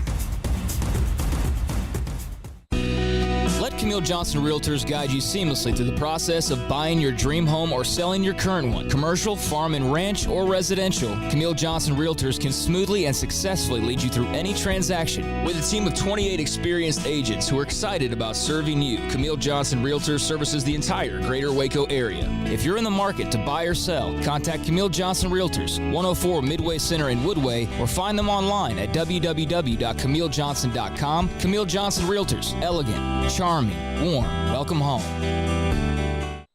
TFNB Your Bank for Life is the official local bank of Baylor Athletics. Find out why more Central Texas are making TFNB their bank for life. Sign up for our Edge checking and savings accounts to earn interest or cash back. With 5 convenient locations and an award-winning mobile app, banking has never been easier. TFNB Your Bank for Life. Member FDIC. Stepping into a new pair of boots is great, but stepping into the boots of a U.S. Army officer can also add confidence and leadership skills to your son or daughter's career path. There are more than 150 occupational specialties to help them find the best fit for their future. See all the things your son or daughter can achieve in our boots at GoArmy.com. U.S. Army Waco Recruiting Company, 254-598-8131 or 254-776-1543. This is 365 Sports, powered by Sikkim365.com. The 4 o'clock hour is sponsored by Boozer's Jewelers, the wedding ring store, specializing in custom jewelry and repair, all in-house. Now here's Paul Catalina and Craig Smoak. Welcome back. College baseball postseason going on the trip to Omaha. Craig, you got scores we'll update here in a second. LSU is winning by 1 billion. They are quite good. And I believe Levi is it Dylan Cruz? Is that his name? Dylan Cruz is going to be the first or second pick in the draft this year. He hit a home run today. He's fantastic. I think it's 12-4 right now, unless that happened during the break, and I did not see it if they scored again. But I'm less invested in this college baseball postseason than I have been, just because FSU's not in it. But TCU's going right now, and I can't see that score from over here. So. Yeah, I mean, well, first of all, it's been fun to see these games all weekend long. We haven't talked much about it, but getting these regionals in has been very cool to see. It's always a good time of year. You already had most of the teams advance to the supers already, and obviously we've seen some teams advance and some that are in the midst of, and then some that have gone the wayside. As far as the Big 12, or really probably any conference for that matter at this point, but. Right now, got middle of the 9th inning. It's 13-4, LSU over Oregon State. So they're going to go on and advance out of that Baton Rouge regional. TCU up 6-4 on Arkansas, top of the 7th at the moment. So Frogs looking to advance, and by the way, insult to injury, if you're a Baylor baseball fan, how about Trey Richardson, Levi? That was pretty good stuff yesterday. Did you guys see that? Mm-hmm. Former Baylor baseball player who transferred to TCU this past offseason, which is like, if you're going to go somewhere, like that's like it's going from Oklahoma to Texas. It's like Michigan to Ohio State. It's just not supposed to happen. But, I mean, he had himself a whale of a day, 2 grand slams, another home run, ends up with 11 RBI in a single game as TCU won. And that tied a record set by Baylor catcher Shea Langoliers a few years ago. So the world comes, all the way full circle. He ties a record that was set by a guy on a team he used to play for, and he's now at their rival. And just anytime you get 11 RBI, that's a major deal. So hadn't done that today, but 2 grand slams and a 3rd home run, that's insane. But yeah, TCU up 6-4 right now on Arkansas. Let's see, Southern Miss up 8-7 on Penn as that one heads into the 8th inning. And then a handful of games to come later on tonight. You have, I guess Oregon State LSU's actually in progress. So now they still don't have it updated on the scoreboard for some reason. Also got Coastal Carolina and Duke. Is that also underway just yet? I don't think that one started. I think, that one's probably another 30 minutes. Okay. And I don't know about delays at sites and things like that too. So you can have Oregon State LSU, which is underway, and LSU's up 13-4. Is that what we decided on there? Yes. That's pretty small font. Yeah. So LSU looking good. You got Duke and Coastal Carolina, Indiana versus Kentucky, A&M and Stanford, and was possibly TCU Arkansas again. Is that right? Yeah, I believe okay. so. Yeah. And then earlier today you had Texas Tech eliminated as they got taken down by the Florida Gators 6-0 out in Gainesville. So Florida advances to the Super Regionals, whereas Texas Tech will pack it up and go home after a great year where they won over 40 games. But, you got Texas advancing. Who else bowed out? I'm trying to think off the top of my head. West Virginia bowed out. Oklahoma State bowed out. Am I missing anybody? You said Oklahoma already, right? Yeah, Oklahoma lost. They got beat badly. So, Oklahoma, Oklahoma State, West Virginia, Texas Tech all eliminated. You got TCU still alive. Texas is advanced. Is that it? Yeah, I that's think it. so. Okay. So the Super Regionals that are set, Wake Forest, the number 1 overall seed, will host Alabama. The Gators will host a fellow conference rival, South Carolina. Virginia is waiting for their opponent, which will be either Coastal Carolina or Duke. Texas waiting for either A&M or Stanford. And I'm not trying to be a homer and make my family happy in my Aggie blood that I have here, but man, I would love to see A&M and Texas in a Super Why, regional. Paul? I mean, for exactly the reason you just mentioned. Yeah, no offense to Stanford. Good on you if you win, but still, that would be pretty awesome to see and fun to see. And then we're obviously waiting on this LSU game to wrap up as they'll advance, and then they await the winner of Kentucky and Indiana. Yeah, I should say in the TCU thing where I mentioned them playing tonight, that's if they don't win. Right now they already won the first game, but the other game, because most everybody's like on their 3rd game now, they got delayed weather, so that was just their first game that they were able to get. This is only game 2. Yeah, Oregon will take on Oral Roberts, and Indiana State waits for the TCU Arkansas winner, and Tennessee will wait on the Southern Miss and Penn winner. So. Yeah, it's been fun. I don't know how many out there have been watching it, but I've been watching it all weekend off and on, and it's fun. What was I didn't check out the feature that ESPN was doing. What was that called? The squeeze play? Squeeze play, Oh, yeah. I had that on all weekend, dude. I saw you comment on it like Friday or something, elite. and I wanted to follow up on that, but what exactly? That was just a scan around So it's be this able to right watch here. everything, Yeah, right? It's kind of like the red zone with the NFL. They'll show It says like squeeze play right in the top left. I didn't notice that. No, they'll show up to like 6 games at a time, and then you'll have where they'll put the sound on to one game. But it's a great way to keep track of everything, man. I saw people raving over it, and I guess I passed through it a couple times and just didn't realize what I was watching. But very NFL red zone-ish to be able to see everything that's going on. So I can imagine if you're a college baseball fan, you're in hog heaven over the last 2-3 days with all that's been going on. It's fun, man. It doesn't get a lot of regular season play in most places, and doesn't really get a lot of postseason play in a lot of places. Nope. when it does roll around, I like it. I think the road to Omaha and then eventually when they get there here soon is a lot of fun. And it just sucks if your team's not involved because, if you didn't, there's a lot of people whose teams aren't involved, they just don't even notice. But the fact that I've watched so much of it, you do feel a little envious. You're like, dang, it'd be cool if the team I root for was involved in this thing because it's high stakes and a lot of fun. It's very cool until, they inevitably get to Omaha and rip your guts out and stomp on your dreams. Yep. Just how it is, Sometimes there's joy in the world and other times there's nothing but an epic pit of sadness. So one day they'll win a title, Paul. As you can tell, I'm very scarred from it. No, it is a great event. I would love to go to the College World Series one year, regardless of who is in it. Yeah. Honestly, just to see any of the 8 teams that make it, I'm in. I'd love to go and experience it. I'm sure it's on Levi's bucket list as well to go up to Omaha there and see that. Yeah, it's a great event, and I do think and again, baseball's gone through a bit of transition in the way that the American public feels about it. If we did a survey in this room right now of who the big baseball fans are, me and Levi, I'm are big baseball fans. Greg, I know you're a baseball fan. Maybe not to the Major League Baseball level that I am. I don't know, you're a Rangers fan, but we're baseball fans. Garrett, where do you stand on it? I typically don't watch, but I've been so locked in this weekend to this that I even turned off the NBA Finals. I tried watching the NBA Finals last night and got bored with it and went back to squeeze play. So if it was like this all year long, I would be a diehard baseball fan. Okay. Jack doesn't care for baseball, really. Emery, where are you on this?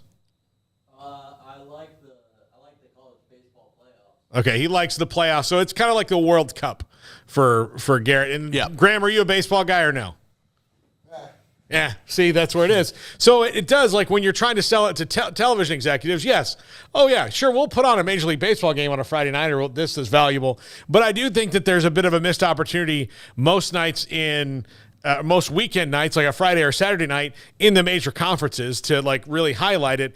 And it can just be a game of the week, I think, that the sports broadcasters should do in that, if Vanderbilt's playing Florida, that's a damn good matchup year in and year out. Those are 2 really good teams. You should highlight the fact that, probably on Saturday night, the 2 pitchers that are facing off against each other are going to be high picks in the Major League Baseball draft. But, again, the Major League Baseball draft isn't that big of a deal because, oh, my team drafted this guy. I'll see him in 6 years, maybe. So it's harder to follow. So I think that's probably why there's not as much buzz about it, but it's a great event every summer. It's a great event. It's fantastic. So, yeah, it's a lot of fun. I don't know the reasons why. I don't know how much of an audience there is for it. I don't know what the ratings are like for it. I don't know what the ratings would be like from Friday Night Showcase, but when it rolls around here this time of year, it's a lot of fun to watch. And like I said, high stakes, a lot of drama. TCU just added a run a couple minutes ago, so they're looking good to potentially move on here against Arkansas. But, yeah, it's always a lot of fun. Yeah, absolutely. Also, Craig, Baylor lost a recruit today in football. Yeah, they just a little while ago found out that DeSoto linebacker Brandon Booker has decommitted, as you can see right there on your screens, and they had just picked up Graydon Grimes last week, so now they gain 1, they lose 1, and they are back down to what I think that would give them 5 commits on the 2020 or in the 2024 class. Has offers from Arkansas and Auburn and Colorado and FSU, so put all that together and the other offers that he has as well, and it's not hard to figure out. He wants to explore options or whatever the case may be, or fancy somewhere else, or NIL money, or relationship, whatever you want to point to. It doesn't really matter. It all results in the same thing, where Baylor loses a big-time recruit out of their class. So, a top 100-ish type of guy in the state, and obviously a pretty good offer list. So that's a tough one, and that sinks their class down to where it's now and I don't pay attention with every single subtraction and addition on where the ranking is. That'd be pointless to worry about that constantly.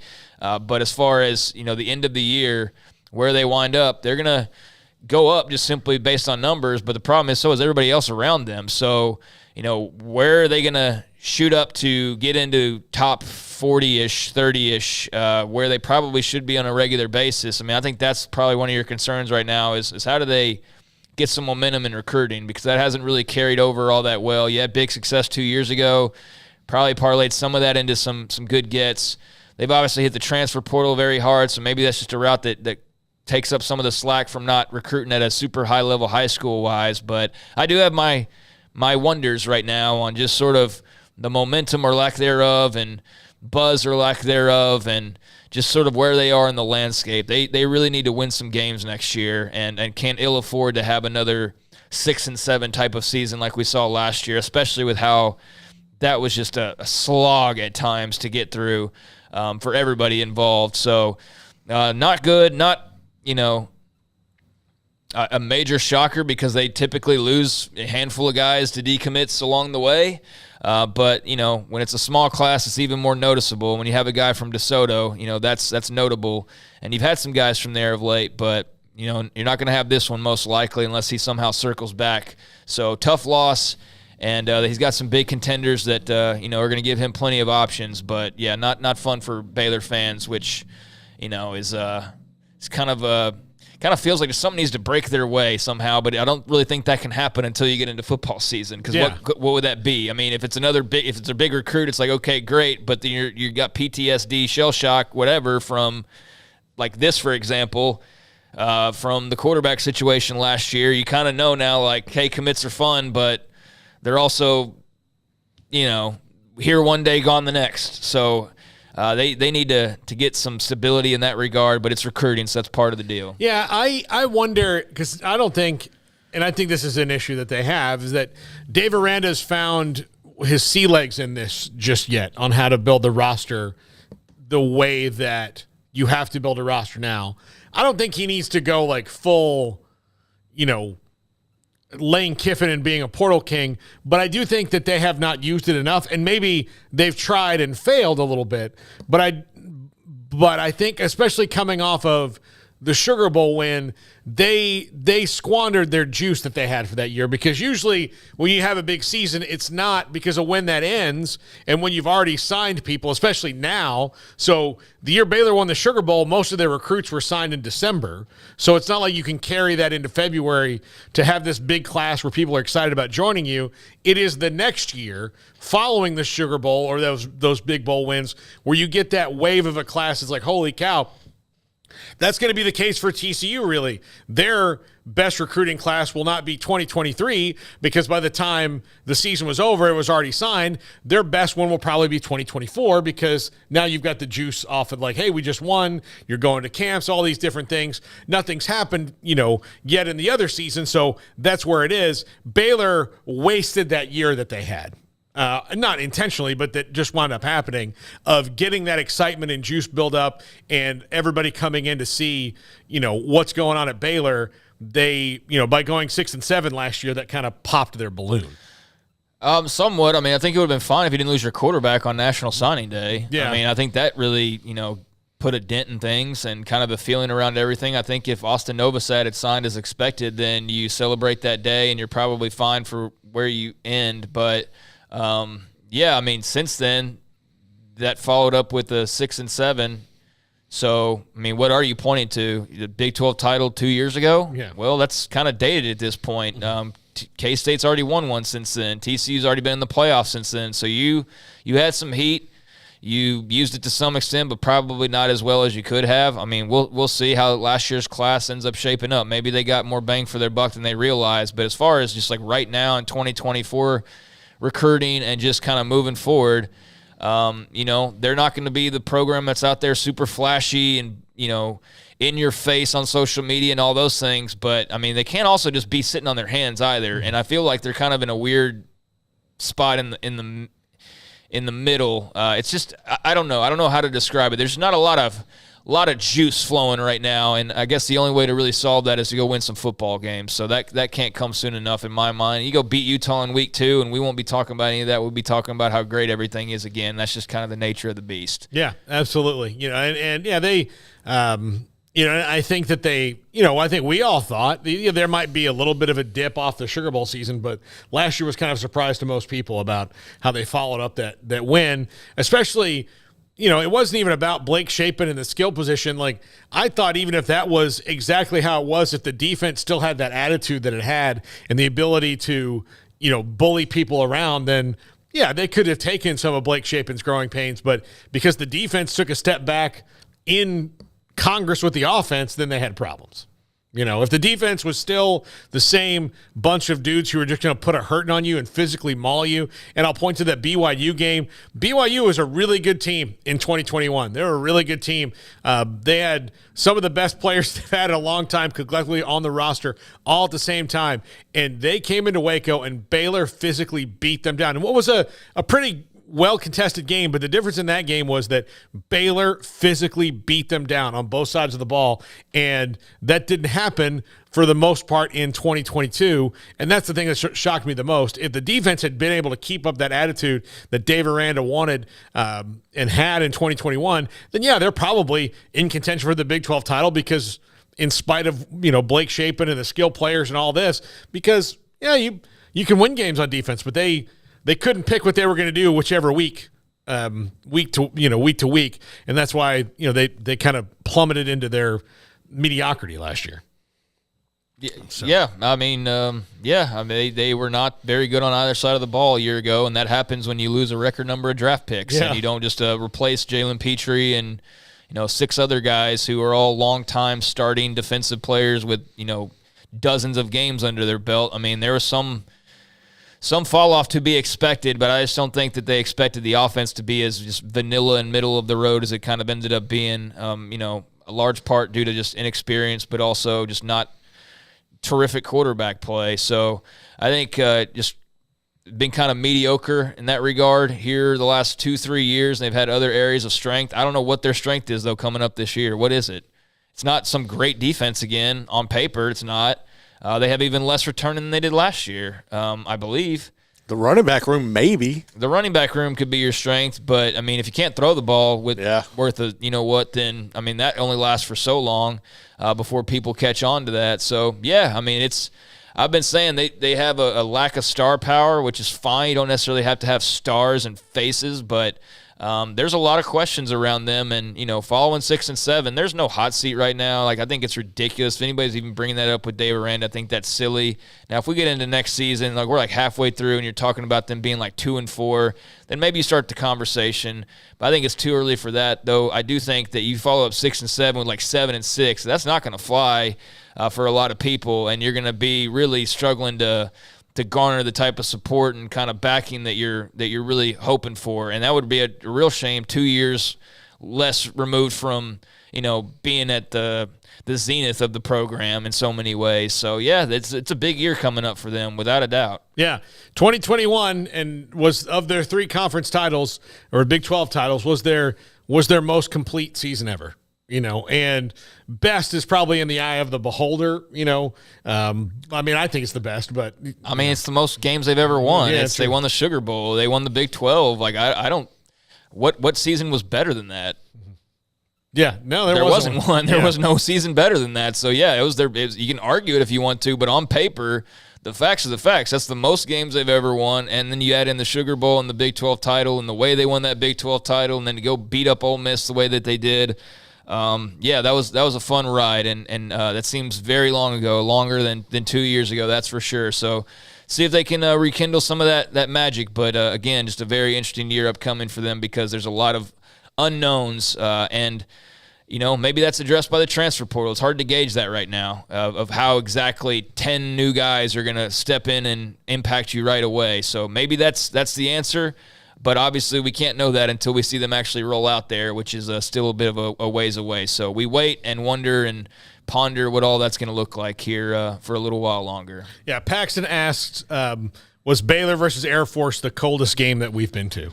And I will say personally, yes, by a long shot. Yeah, without a doubt it was. That was just it was great for Air Force, but I think everybody else involved could have done without that entire day. I mean, just the whole scene. But, I mean, hey, the people in Fort Worth, I praise the job that they did and the hospitality and everything, given the circumstances. We were set up very nicely. It's just that the weather made the game miserable, made the enjoyment of, fans miserable, made walking anywhere outside, miserable. But, that's part of the deal.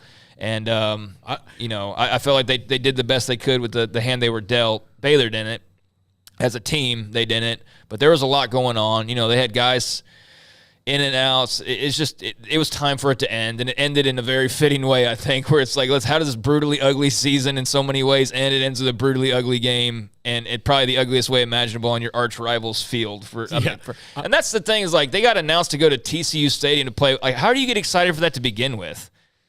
Like, how do you even get up for any other? Hey, we're going to Phoenix. Cool. It's December. It's warm in Phoenix compared to where most people are coming from. But when you're an hour and a half away and you play there every other year, like, it's just not exciting in any way, shape, or form. Even if it wasn't a rival. It shouldn't be a Big 12 game. Yeah, exactly. Unless, or at least it shouldn't be a Texas Big 12 game, because it's just not rewarding. It's not rewarding in really any way for a Big 12 team to go to Fort Worth and play that game. And I would say the same thing if there was a bowl game in Austin at DKR that they got invited to, or Norman for, I would say the same thing. It's just, if it's just Southern Miss versus North Texas, like, cool, but you play there. It's a conference stadium, and it's your arch rival, so it was not fun to begin with. That was just a bad draw and kind of set the stage for the way that it went. Yeah, and it was one of those things where I got so cold going in that even once we were inside in the heat, I never got warm again. Like, I never once got warm again. Like, until I got to my hotel that night, I did not get warm again. I was just cold. My hands were cold the whole time. And I can tell you, I don't know how walruses do it. I've been building up for the cold winter for a while now, and that was, this lies from the Nature Channel, I'll tell you right now. But yeah, it was miserable all the way around. And yeah, you shouldn't, I don't know. If you're going to go play a Texas Bowl game that's in DFW that's not the Cotton Bowl, then they should at least switch with SMU should get the Big 12 game and the other one should be in Fort Worth. I mean, so at least it's somewhere you're not every other year. And even if Baylor and TCU weren't bitter rivals, like you said, it would just be boring. If they were if they went to go play, look, Iowa State and Baylor are just conference rivals, and it's gotten a little heated. But Iowa State wouldn't love playing a bowl game in Waco and vice versa. Right. It's just really strange. And that's the cards you're dealt when you go 6-6 in the regular season. When we come back, we'll dive into that ballot from the College Football Hall of Fame and update any other scores in the College World Series playoff here on 365 Sports. Waco Custom Marketplace, 425 Lake Air Drive in Waco, has a full-service butcher shop and a full-service bakery. And in between, based on the aisles that you walk in the front door, you might have one aisle that has a bunch of pasta, one aisle that has a bunch of seasonings and sauces, one aisle that, what you need when it comes to even like canned food. And then off to the side, when you walk through the front door, there's a refrigerator that has wine and beer, soft drinks, energy drinks. In the back, there's the butcher shop. To the left of that, there's a lobster tank. And, oh, yes, the butcher shop with seafood, pork, poultry, and a gorgeous variety of beef. Whatever steaks you want. And then the bakery with sweets and treats and what you want for your sweet tooth. Great service, great customer service, and you can shop there for whatever you need for one night or for the weekend. It's Waco Custom Marketplace, the Bauer family, 425 Lake Air Drive in Waco.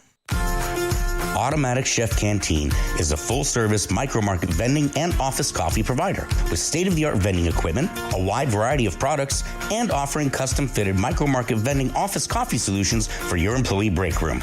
You want a full break room solution and a workplace oasis? Well, Automatic Chef Canteen, locally owned and operated for over 50 years in Central Texas, also includes in-house mechanics on call 24/7 for fast, reliable service and maintenance. Automatic Chef Canteen, 6900 Imperial Drive in Waco, or online at automaticchefcanteen.com. Don's Humidor, your home with a 48-foot walk-in humidor with the elite cigar brands from around the world, including the #1 cigar of the year, Aging Room Cuatro Nicaragua. Plus, they have the great brands like Macanudo and Artur Fuente, Rocky Patel, Aston, and so much more. CBD, great for sore muscles, aches and pains, sleep, Vita Dreams, and anxiety, mild depression, general health and wellness. Their staff very knowledgeable on the subject. If anyone is curious about CBD, ask Carol and Ashley. Don's Humidor in the Townwood Shopping Center off Valley Mills in Waco. One size fits all. That may be all right for an adjustable belt or cheap sunglasses, but when it comes to your financial needs, no one wants a one-size-fits-all strategy. Cam Heathcott, your Edward Jones financial advisor, knows that his most important goals are yours. That's why we take the time to understand your needs, knowing you. That's how Edward Jones makes sense of investing. Cam Heathcott in Conroe at 936-756-7717. Edward Jones, member SIPC.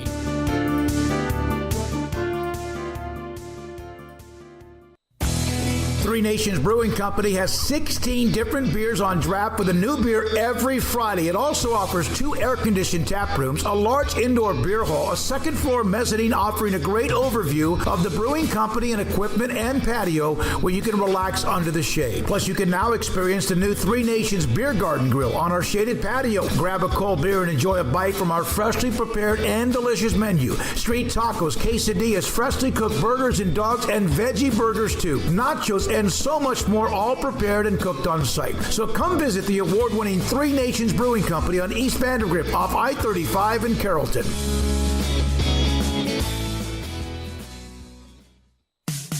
In the market for a quality metal building? Since 1943, Pioneer Steel and Pipe has helped Central Texas residential and commercial customers with metal building design, panel options, building components, and trim options. Pioneer Steel and Pipe's residential line is energy efficient, offers low maintenance, reduces insurance payments, is impact resistant, and carries up to a 45-year limited warranty. In addition, they can also help you find a metal building contractor for your project. Pioneer Steel and Pipe with locations in Waco and Bryan and at pioneerboys.com. Boozers is the wedding ring store and more. If you're ready to get engaged or already married and want to upgrade your wife's ring for a special anniversary, Boozers is the place to go. With the largest selection of premier quality diamond engagement rings and wedding rings in Central Texas. They have 7 cases with over 300 styles of rings from top designers like Natalie Kay. Choose from yellow, white, or rose gold, plus beautiful top quality loose diamonds. With an in-house jewelry, they can also custom make anything you want. Bring in a picture or drawing and let Boozers create your one-of-a-kind pendant or ring. They can even use some of your old gold and diamond jewelry to create something new. At Boozers, you'll find a great selection of quality timepieces, and Boozers is the place for expert watch maintenance and repairs too. They specialize in expert Rolex watch repair for fine jewelry, watches, custom work, and more. Go to Boozers on Valley Mills and Lake Air Drive in Waco. Boozers, the wedding ring store and more. This is 365 Sports. Text us at 254-339-1122. The text line is sponsored by Riverbend Liquor and Wine, with the most extensive variety of craft beer in Waco. A hidden gem on Lakeshore Drive and 19th Street. Welcome back, 365 Sports. A quick score update. TCU, it's 11-4 right now. After Trey Richardson, we just talked about him, had a monster game yesterday, hit another home run, formerly of Baylor. I know, like if you could make the fan transfer rule and the ultimate compromise, be like, look, you can transfer everywhere you want, but every school gets to pick one rival school you can't go to. So if you go to Texas, you can't go to Oklahoma. You can transfer anywhere else but that one, as opposed to wide open. But then that's a slippery slope, because that was where, if you made the fan rule, like, look, if you're going to transfer, fine, leave, but please don't go to TCU if you're at Baylor. That's how it would be. But, wide open now. It is weird to me that, like, people transfer within rivalries. People transfer from Georgia, like Alabama to Georgia, Georgia, Alabama, and they playing against each other. And, like, I hate you. Now I'm wearing your – it's just so weird in college athletics. It's not really in the pros. Not that weird, though. It's not – because it's not in the pros, really. No, it's because they're not thinking like us. Yeah. 20-year-old kids not thinking about, well, dang dogs and my 30-year hatred. Like, Yeah. they're not – those coaches recruited them too. They played against those dudes that competed with them in camps and, like, you know, I mean, all that's familiar to them. So I just think that we probably view it like that, but I don't think that the players themselves really view it all that much. Like, maybe some of them do to some extent. Like, just, you know, I'm an Aggie, I would never be a Longhorn. I mean, I'm sure there's something along those lines. But, yeah, for, like, Trey Richardson, I mean, I don't know why he, outside of just going to Baylor, which I don't even know what led him there to begin with, would make him hate TCU. Yeah. You know, so, yeah, it's worked out well for him. I think they just had another home run. So, yeah, TCU's well on their way to advancing, it appears. Knocking out the overall 3 seed. Blowing it open against Arkansas. Yeah. So, yeah, that'll be good for the Frogs and a pretty great athletic year for them so far. Yeah. And here we are at the end of it. So far, I mean, all the way almost to the end now, they've had a remarkable year. Yeah, absolutely. All right, college football Hall of Fame class. Garrett, these are some of them. Eric Bieniemy, Jerome Brown, Warwick Dunn, Larry Fitzgerald, Garrison Hurst, Josh Heupel, Antonio Langham. People forget about it. He was just lethal at Alabama. He was amazing. Todd Light from Notre Dame, Kellen Moore, current Chargers offensive coordinator, Boise State, who I believe when he left college was the all-time winningest quarterback as far as wins go at Boise State. Michael Orr, famously of The Blind Side, Alex Smith from Utah, first pick in the draft, and Michael Vick, all College Football Hall of Fame nominees. And that's just that fit on that graphic you put on the tweet. He did mention guys like Justin Blackmon's on the ballot, Mark Carrier. Whatever happened to him? Yeah, I don't know. I mean, I know what happened to him initially. I probably haven't checked in on Justin Blackmon in a couple of years just to see where he kind of found his way after all of the substance abuse and NFL failure and all of that occurred. That ugliness with the Jaguars there a few years back. Yeah, I'm just talking here. Yeah. Go right ahead. Yeah. Let's see. Dallas Clark, Marco Coleman, Tim Couch, Brad Culpepper, who is a big-time lawyer actually now in Tampa. He's got, like, you drive around Tampa and you see, like, have you been injured in an accident? Call Brad Culpepper. You know, we got you. Big-time lawyer in Tampa right now.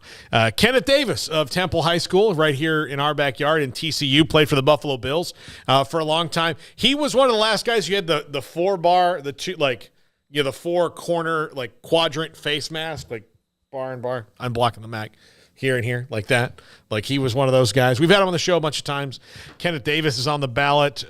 Justin Blackmon was in OSU's 2023 Hall of Honor class just about 2 months ago. So, yeah, good for him. Hopefully he's cleaned up. Clearly, I would think if he's being honored, then he has to some degree. But, yeah, his entry into the NFL was a bit of a mess. And, you know, people have demons, man. Hopefully he was able to conquer his. I just comment because I hadn't heard about him in a long time. So yep.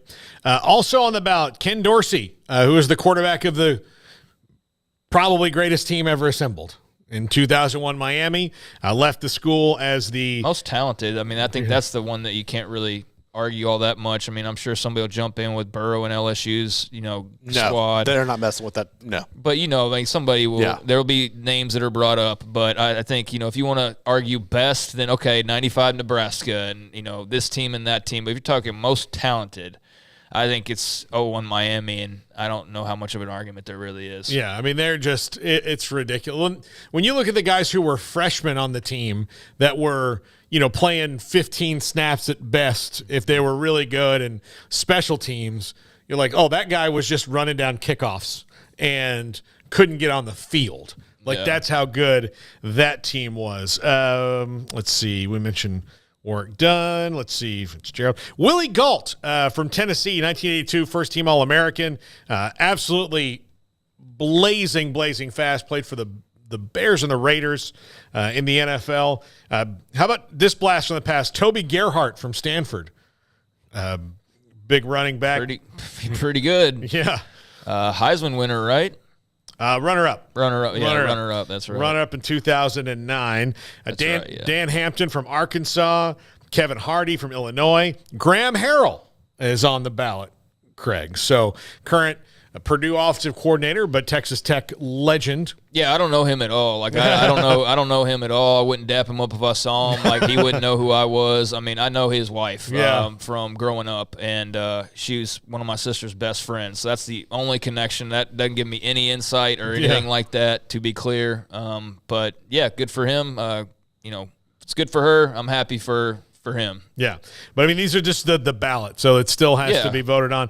Got a chance by being on the ballot. So yeah, if he gets that, then I'd be thrilled for her and that family. Marvin Harrison from Syracuse, one of the greatest NFL wide receivers. And but look, he's maybe in the, I would say he's in the top 5 of Syracuse football players of all time. And look, they have Jim Brown and Ernie Davis as well, and Don McNabb. But like he's in the top 5 of that university for sure. Josh Heupel from Oklahoma, who won the national championship in 2000. We'll just keep going. I don't know about College Football Hall of Fame. Yeah. He had a really good year. They won the title. He had a big part in that. Won the Walter Camp Award, Heisman Trophy runner-up. It was very brief is all. Just in my head, it's very short. But, hey, if you accomplish a lot in a short amount of time, you still accomplish a lot, I guess so. Yeah. The late Ironhead Hayward from Pitt is on the list. Michael Huff, 05 Texas, one of their best defensive players. Steve Hutchinson from Michigan. Brady James, who we used to have on the show quite a bit back when he was with the Cowboys, from LSU. Levon Kirkland.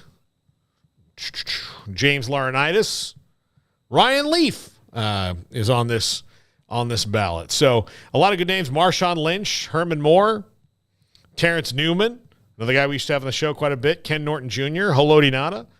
So yeah, Julius Peppers. There's lots. I mean, I can keep going and going. There's like 80 names. I mean, there really is like 78 names. So yeah, I could keep going. It's just there's 70. I don't know what the final tally of who actually gets in is. I didn't see that. I was looking for what, I don't know if there's like a 10-man class rule or something like that, but no, there's like 80 candidates. So Peter, and I'll end it on the players with this one, Peter Warwick. So, but there are others, many others. A lot of good names. Yeah, and the coaches, I'm curious about some of these. Larry Coker, 01 Miami coach, Here's what I wonder about Larry Coker. I'm curious if there's any Miami fans in the chat. Larry Coker took over for Butch Davis after he left to go to the NFL and was obviously part of building that 01 Miami team, but Butch Davis did most of that. So is Larry Coker a Hall of Famer because he coached that team?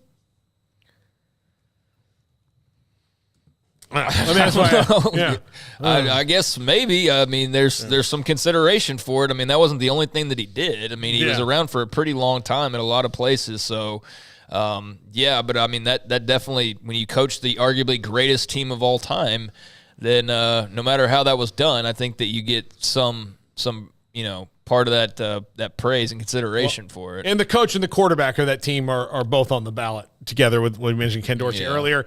Ralph Friedgen from Maryland, 2-time ACC Coach of the Year. Mark D'Antonio, all-time winningest coach in Michigan State history. Frank Solich is on the list as well. Nebraska, and then 16 seasons at Ohio. And Senator Tommy Tuberville on the list. That one, SEC title, 13-0 season at Auburn. Other than that, I don't know what makes him a Hall of Famer. He was an okay coach, but he definitely won't be a Hall of Fame politician. I know that. That much is very I feel very strongly about that. But I mean, I don't know if he'll be a Hall of Fame college football guy either. But yeah, that's a very thorough and star-studded list. So be interested to see how that's whittled down. And it's hard to differentiate guys' pro careers from their college careers too, which you have to do that because it's the College Football Hall of Fame, not the NFL. What you did in the NFL to make the Pro Football Hall of Fame. So I'm sure that'll come into play and maybe make it a little bit different than you would think. Yeah. Let's see. GMAC says that 01 team would have won whoever the coach was. Coker helped build the team, but shouldn't get full credit. Yeah, I know he definitely doesn't deserve full credit, but I mean, if you're looking at his resume, then that's on there, for better or worse. But yeah, I don't know that he's a college football Hall of Famer, especially not based off of that alone.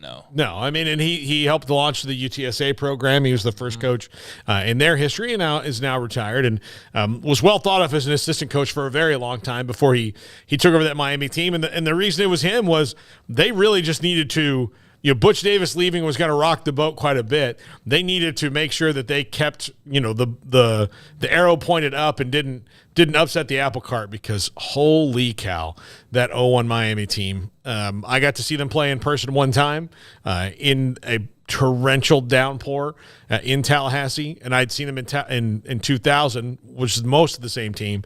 But the 0-1 team had just taken a step forward and had this wave of new guys that had stepped up. And then that was also Sean Taylor's pinnacle of his college career. And he is, of football players I've seen in person, top 4, like in college, like just unbelievable in the way he controlled a game. Yeah, he's my best that never was. He's the number 1 on the list of players I wish I could have seen how their career would have played. I don't know. That's weird to say, because I don't know there's a list like that, because, I mean, what happened to him was so, unforeseen and tragic, and, it doesn't happen very often, thank God. But, yeah, I mean, like, if you think about the best that never was, for whatever reason that may be, guys got in trouble, guys just didn't take advantage of their talent, got hurt, got tragically killed in Sean Taylor's case. Like, he's definitely near the top for me, if that's the right top of, like, gosh, I wonder if things had gone different, like how it would have worked out for that guy, because he was, we haven't seen anybody like him since then. I mean, just the total, not just like big hard-hitting safety or big fast guy or what, like the total package that he was, the way he was, exactly, like that was just a different dude. And I haven't been excited about a Washington pick like that since then. That really took a lot of my just the fun out of it for me was his death. As far as the Redskins went back then, that really was a sad deal that. Yeah, still not. I hadn't thought about it in a really long time. It makes me sad thinking about it right now. It's just a sad situation. Yeah, and that's a position that in football, just in general, if you look at teams around the league, a lot of them try to, this is where we're going to save money. We'll have a guys who can kind of, hang with what we're spending money on corner, and safety will be where we're kind of. Sean Taylor was one that you just said, okay, this is the defense. It's built around this guy. He can do every single thing that we ask him to do. He's going to do things that we don't like. Things are going to happen because he is an athlete above almost everybody else in the field. When he is on the field, there might be another guy on your team that's as good of an overall athlete as him. There might be. In the NFL, where that's the top 1% of the top 1%.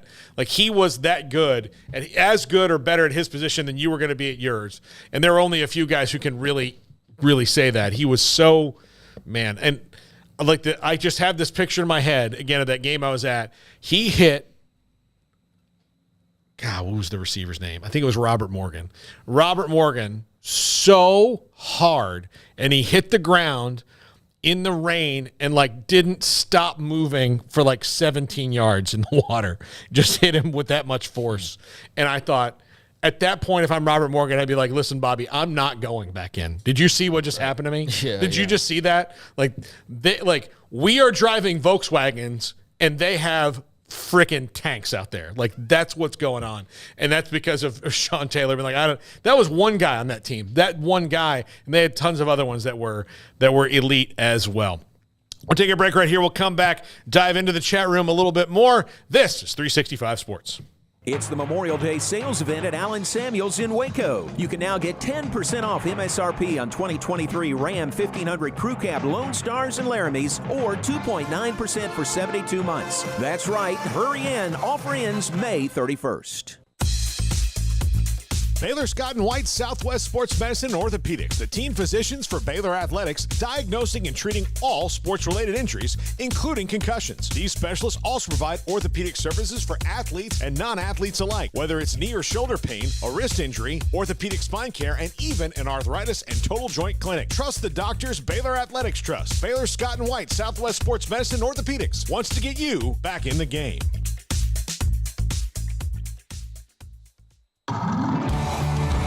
Waco Custom Marketplace is your hometown grocery store with a full-service butcher shop and bakery. Hi, this is David Smoak. The butcher shop can take your customized orders for seafood, pork, and poultry and custom cut your favorite steaks from bacon wrapped fillets to T-bone to bone-in ribeyes. Cut specifically the way you want. They have Norwegian salmon fillets, catfish fillets, sliced ham or turkey and lunch meat, variety of cheese available, and several options of sausage links, fresh chicken breast or whole chickens, sliced bacon, pork chops, ground beef, marinated beef, and chicken fajitas, and always large briskets available, plus fresh vegetables. So the great product, customer service, and family tradition of the Bauer family continues at Waco Custom Marketplace, open Monday through Saturday. A full-service butcher shop and bakery available. Waco Custom Marketplace, 425 Lake Air Drive in Waco, or WacoCustomMarketplace.com.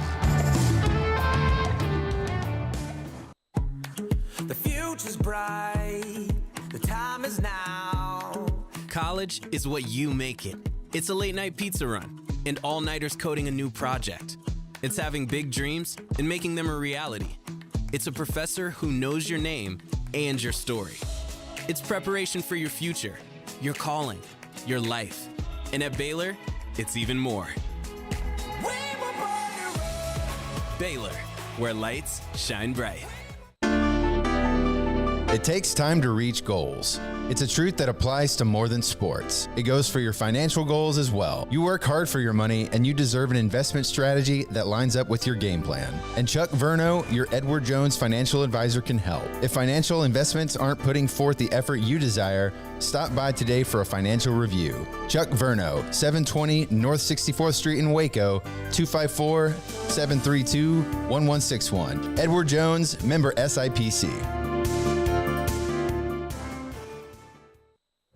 Stepping into the boots of a U.S. Army officer can add confidence and leadership skills to your son or daughter's career path. See all the things they can achieve in our boots at GoArmy.com. U.S. Army Waco Recruiting Company, 254-598-8131 or 254-776-1543.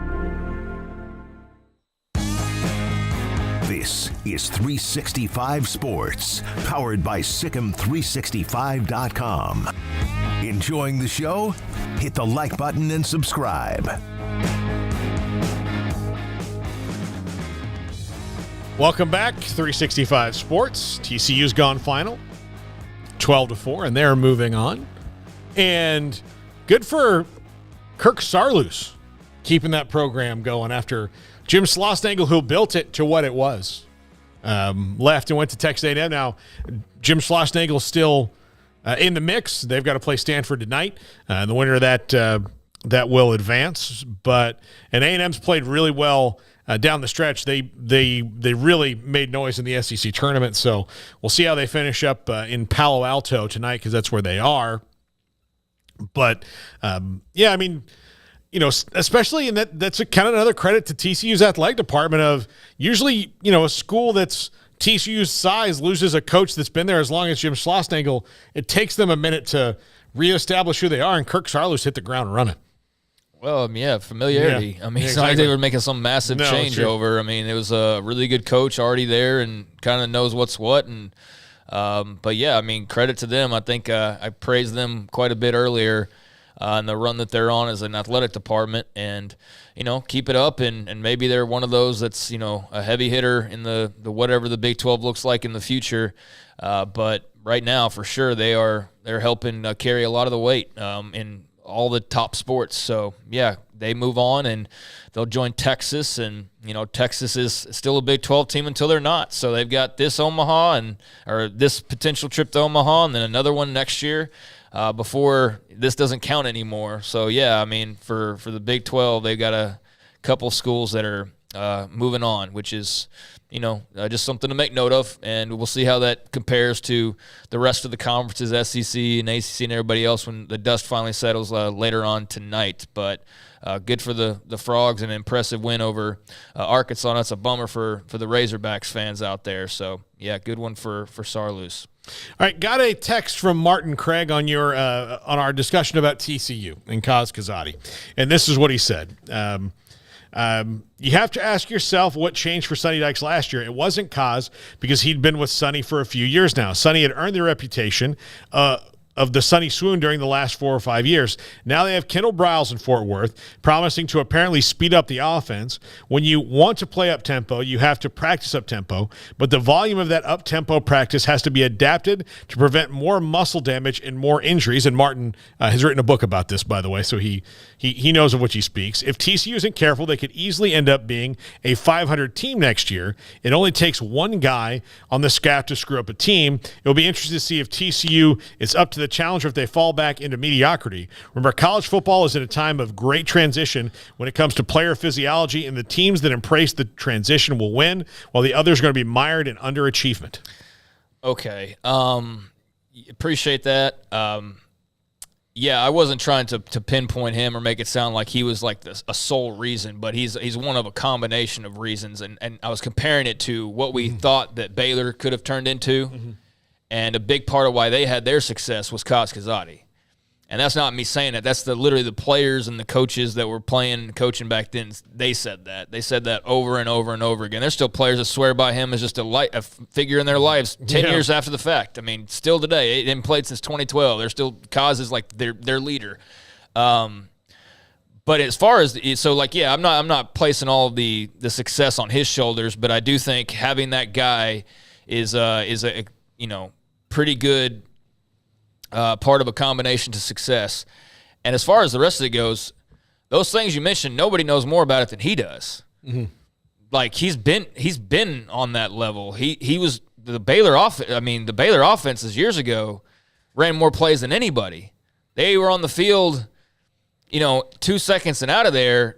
He was the guiding force behind all that. He was the one that was working on that with all of them. So TCU can go faster. That's the guy to let you go faster. Like that's not going to be a thing where like they do that and now all of a sudden he's out of his. No, that's his element is to do that. So that plays into their hands, not out of their hands. That's exactly why he's with Sonny Dykes and has been with him for these last few years, is because Sonny's an up-tempo, let's go all over the field guy, and that complements Kaz really well. I mean, like really, if you look at it, swap Art Briles and Sonny Dykes, and that's what I was kind of talking about, was like that's what it would have looked like, is you have Kendall and you have Kaz, and you have now an era where instead of your receivers being dogged because they don't know the whole route tree and the transition to the NFL because they're not really running those offenses, well, now they are running those offenses. Now those guys are primed for the NFL, whereas a few years ago they weren't necessarily, great fits compared to other styles of offenses. So that actually works in their favor. There's now NIL now.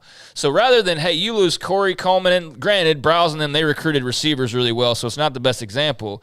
But if you, can you imagine them with their offensive success and what they were just scratching the surface of, but now that offense actually has NFL backing, and there's the transfer portal, and you were winning 10 games a year. You were about to just hit that probably every 3 years, twice out of those 3, you're going to win double-digit games the way that it was setting up. So that's what I was getting at. And so he deserves a sliver of that credit. But, yeah, I mean, that plays into his hands, not out of his hands. And that's why I think that's something to watch, is you've got all the elements of kind of what we saw building a few years ago and was starting to be really successful. But now it's got even more benefits than it had before. And there's no unforeseen freaking cataclysmic comet coming down from the sky to blow it all up and turn it into smithereens. So that's why I was saying what I was saying, is that I think if you're TCU, you might just be scratching the surface of something that's about to really kick into another high gear for the foreseeable future, if all the pieces can stick together and be at their best. And there's no reason to believe why they can't. And then you take in, hey, Oklahoma and Texas aren't even in your way now. Even if they were, you've got a playoff win, not just a berth, but a win to talk about. You have all of these other things that you didn't have compared to my original example, all brought up to modern times as well. And that's why I said what I said is let's see how that goes, because it could really be something cooking up in Fort Worth. We'll see. The only thing, and I think this has just been adapted to modern times, that if it was, if the cataclysmic comet wasn't coming, for Baylor like it did, the thing that would have adapted now is he would not have been able to stash a Bryce Petty or a Seth Russell for 3 years. Yeah, but you do it. I mean, but nobody can. Right. So it's not like he was the one doing that.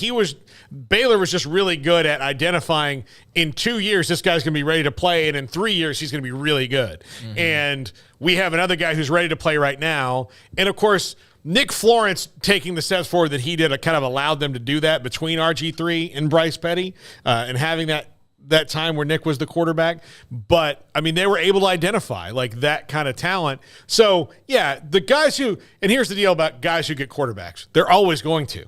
You know, Ryan Day is always going to be a guy who gets good quarterbacks. Okay, you didn't get Dale and Raiola. Yeah, that's a bummer. But guess what? He's going to get somebody else. And then the year after, he's going to get somebody else. And he's probably going to be a guy who always gets quarterbacks. You know, until you apparently hit the wall like Jimbo Fisher did, but you're always going to be a guy who gets quarterbacks. You know, like there are those guys who are the quarterback whisperers and the ones who are Lincoln Riley. Browse would have been at the very top, right there near the top of that list. Lincoln Riley is never not going to have a good quarterback. Now, he may not have good defensive tackles and linebackers, but believe me, that dude's going to have a good quarterback. He is going to. Dabo Sweeney is probably always going to have a good quarterback. For as much as you can say whatever you want about him adapting and now hiring Garrett Riley, which I think is going to be great for them, but he's a guy who they just know. They can see it. And that's a talent, and Browse would have been that guy too. Sonny Dykes, I think, is probably about to be that guy. So that's the point. Yeah, exactly. That's the whole point of what I'm saying. Yeah, is like that's what it was going to look like, and now we'll see it just in a different set of circumstances. Paxton says Mac Brown. In regard to that, I would put him on a tier below. I think Mac Brown's an excellent coach, but he was not batting 1,000 on the QBs, which is what was ultimately his undoing. But as far as a quarterback whisperer, no, I wouldn't put Mac in that class, but very, very good coach for sure. Yeah, he's a great coach. I mean, he had Vince Young, he has Drake May now. He had Major and Colt, and he had a good run of quarterbacks. I just don't know that you point to him and go, he's the quarterback guy like you do Lincoln Riley. Yeah, I think that's where the difference lies. But no, he definitely had a good crop of players. Yeah, I would put him on that next level. So let's see here. Another comment from the chat room. Unreal group of running backs from 01 Miami, Garrett. Okay, listen to these guys. 01 Miami's running backs. Willis McGahee, Najee Davenport, Clinton Portis, and Frank Gore. Oof, I forgot about Davenport, but yeah. Najee Davenport got in a little bit of trouble, and I kind of prevented him from succeeding in his post-Miami life. Mm-hmm. He got some kind of thing with his girlfriend, I think, where he took a dump in her closet. It was really weird. But I missed that, I think, or I just blacked it out. But look, Frank Gore was not even the top running back on that team, and he's the one who had the longest. I mean, he just recently stopped playing in the NFL. He had the long, ridiculous, what I think is a Hall of Fame career. A fantastic player. Willis McGahee, hurt his knee and wasn't able to kind of hit those levels, but had his good run in the NFL, as did Clinton Portis. And that's just that one position. Look at the wide. It's ridiculous. The wide receiver is still make me cry a little bit. Just so good on that 01 team. So let's see. I had another one here, and I lost it because the chat room just kind of goes. But yeah, I lost it. I guess we can take a break right now, get to David Hellman, and then to the top 5, which will all have a theme this week, and I'll let you guys figure it out later when we do the first one. But this is 365 Sports. I'm not sure if you've been thinking about losing weight, trimming inches off your waist. Perhaps you've been, I got to start working out. I got to start losing weight. I have to start watching what I eat, but I need to start working out to help my pants or shorts fit better, make my T-shirt loose.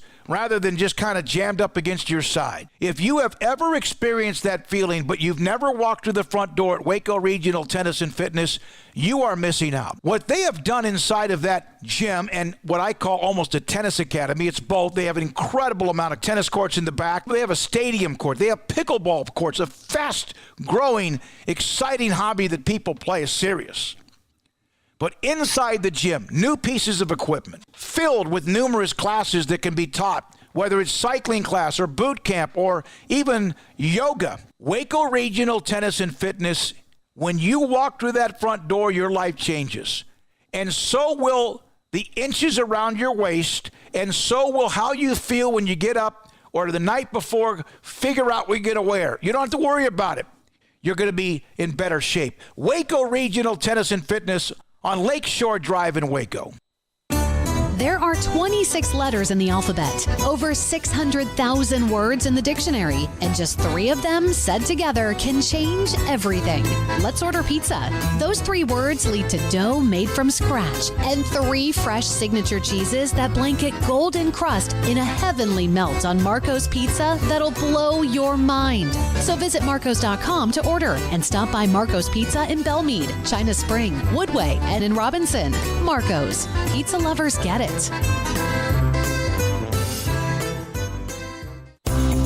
At Ideal MRI, we feel blessed to be a part of the Waco community. We're a small family business right here in Central Texas, and our goal is to bring down the cost of healthcare while maintaining high quality. At times like this, the cost of healthcare has never been more important, and unfortunately, significant illnesses and injuries still occur. That's why Ideal MRI is open and here to serve you through the difficult time. We offer premium MRIs just like a hospital with state-of-the-art technology and specialists, but you'll pay less. Sometimes thousands of dollars less, whether you're using insurance or not. At Ideal MRI, we accept most insurance and there are no hidden costs, even offering financing if that's needed. Everything included in the price, and you'll not get something as a surprise in the mail later on. If you need an MRI, ask your doctor about Ideal MRI. They'll know. You can schedule an appointment safely from home online in minutes at idealmri.com or give us a call, 833-IDEAL-MRI, idealmri.com. Established in 2007 and independently owned, Alliance Bank Central Texas is committed to helping families and businesses meet their financial goals. From their tellers to their board of directors, they know the importance of superior service and competitive products. Customers have confidence knowing that their financial needs are in good hands. It's your bank, Alliance Bank Central Texas, with 2 Waco locations, 4721 Bosque Boulevard and 191 Archway Drive on Highway 84, and at alliancebanktexas.com. Member FDIC and equal housing lender. Did you know that 1 out of every 4 men have symptomatic low levels of testosterone and don't even know it? And if you think you're too young to worry about it, guess again. Low T levels can make you feel tired and grumpy, raise your cholesterol, and cause weight gain. Petty Clinic Low T can set up same-day blood screening and results. So if you're tired of being tired, call or go online at pettycliniclowt.com. It's a private clinic with an atmosphere catering to men. Affordable, only $165 a month, including lab work, office consultation, testosterone injections, and follow-up visits, compared to $300 or more a month in Dallas or Austin, and you don't have to drive 90 miles one way or the other and fight the traffic. Petty Clinic Low T has board-certified physician consultations and will provide the best form of brand-strength testosterone. Contact Petty Clinic Low T for increased energy, improvement in sexual desire and performance, mood, concentration, even a decrease in body and belly fat. Just off Highway 84 and Old Hewitt Drive in Woodway, pettycliniclowt.com.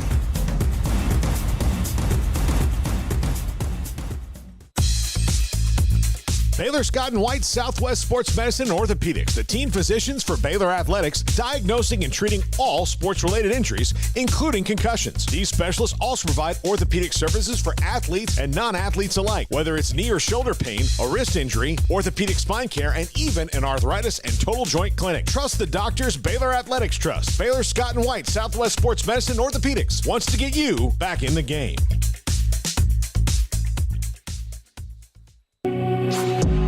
Welcome back to 365 Sports. It's time for our weekly segment with David Hellman of FoxSports.com. We'll get David Hellman in just a second. running a little early right now.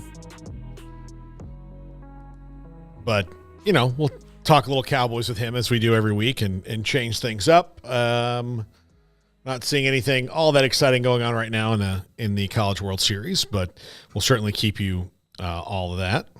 So let's see. Justin R. They could get rid of bowl tie-in and draw the matchups using bingo balls for bowl games. I'm assuming that's a separate chat that's going on right now. That's an older one. It was addressed to me. I'm sure there's some conversation that was going on previously, I guess. But sure, yeah. I mean, the NBA draft does it, right, to determine who's picking where, ping pong balls. So, yeah, I assume they could do. I mean, doesn't have to be hard to say Baylor and Air Force go play in Fort Worth or whatever. I don't know what that's in direct reference to. I think that's what it was. Okay, as I going back, to going keep back them. to that, but it also doesn't prevent that from happening unless you just take those ping pong balls out of that one particular draw. Right. I just don't think too many people argue that it's not a great reward and it's not exciting to get bowl eligible, even if you just barely do that. But regardless, you got it. And then they say, hey, go play at that place that you play every other year against your arch rival, their home stadium. That's an hour and a half away. I think that sucks, and it kind of sucked when it was first announced, and everybody tried to not everybody tried to, but you try to put a positive spin on it. Like, no, it's a short drive.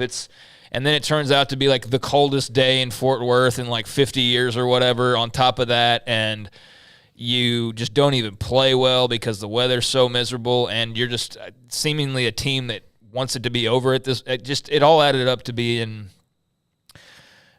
not fun, which that's really what bowl games are supposed to be. Yeah, there's some level of competition, and the higher up the chain you get, there's an element of less fun in terms of, what you're accomplishing or looking to accomplish and who you're playing and all of that. But, I mean, the Armed Forces Bowl isn't supposed to be some miserable experience. And that's what it was for all intents and purposes. Not the fault of the people working it or running it. Not their fault. What they had in their control, they did a great job with. Amon Carter's a nice place. All that was great. It's just the actual reason why you were there. And the want to be there, if you were sitting in the stands in particular, just like there's a lot left to be desired. But, again, that's nobody's fault. Some of it is Baylor's performance is their fault, but beyond that, not the fans' fault in any way. Yeah, and I do think that the Armed Forces Bowl, there's a switch off of who gets picked in that game and all that. It just shouldn't be a big. I mean, this is not. I don't want to spend any more time on this because I've spent way too much time talking about the Armed Forces Bowl selection. But the point is, it's just you shouldn't play a Big 12 team there. It's a Big 12 site. Maybe it'd be fun for West Virginia to have a few days in Fort Worth, but the team an hour and a half away that's your arch rival, they don't need to play in that game. Just simple as that, in my opinion, and maybe others disagree. But I just don't see how that's really desirable for anybody involved. No, I do wonder, though, I mean, the ping pong ball idea, not necessarily that, but now that we're going to have a 12-team playoff, are we at the point where bowl affiliation is dated and that you can just – if you just going to rank then how do you rank the people all the way down? Because, or something? Paul, what would happen as soon as the conferences end? What does that phone line look like for every desirable team? They've got 50 bowls calling them, and then they have to sort through that. It gives you an order. No. What I'm saying is the order would be okay, you're not in the top 12, and then they just rank them all the way down, and then here's the bowls tiered down as you get, so. Yeah, but I get what you're saying. Yeah, I mean, that was but what then it how do you say, well, the Camilla Bowl gets more than – they get first pick versus the Shreveport Bowl, and then I think it would have to be a rotational thing, like they do with the playoff, move bowl games around and all that. I mean, I don't know. I don't think that you change the way it's done just because there was one team that had a miserable experience last year that I talked about, but that can just be undone by simply saying, okay, it's just not a Big 12 related bowl. Yeah.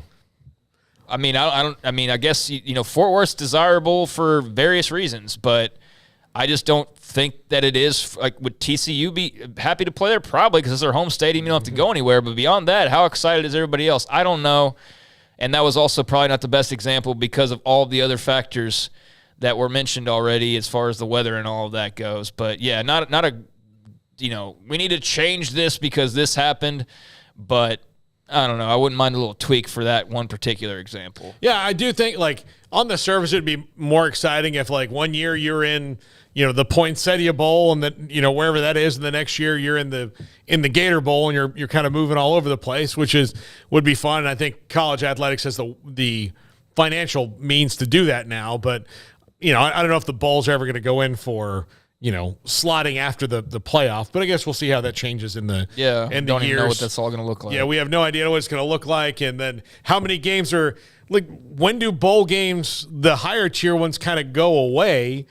At least to the level of, like I said before, I just wonder when the playoff comes around, and you get a guaranteed home game in the first round, but if you get a first-round bye, you don't get a home game. While that's your trade-off, how long before, say Ohio State makes the playoff and doesn't get a home game 5 years in a row, but Michigan does?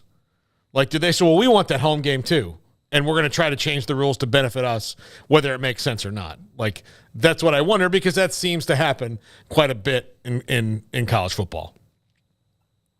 What do you mean again? Okay, so in the new 12-team playoff, right? If you are in the first round of the playoffs and you don't get a bye, you're not everybody, but the higher ranked teams are going to host, right? Right. And the next round, it moves to neutral sites.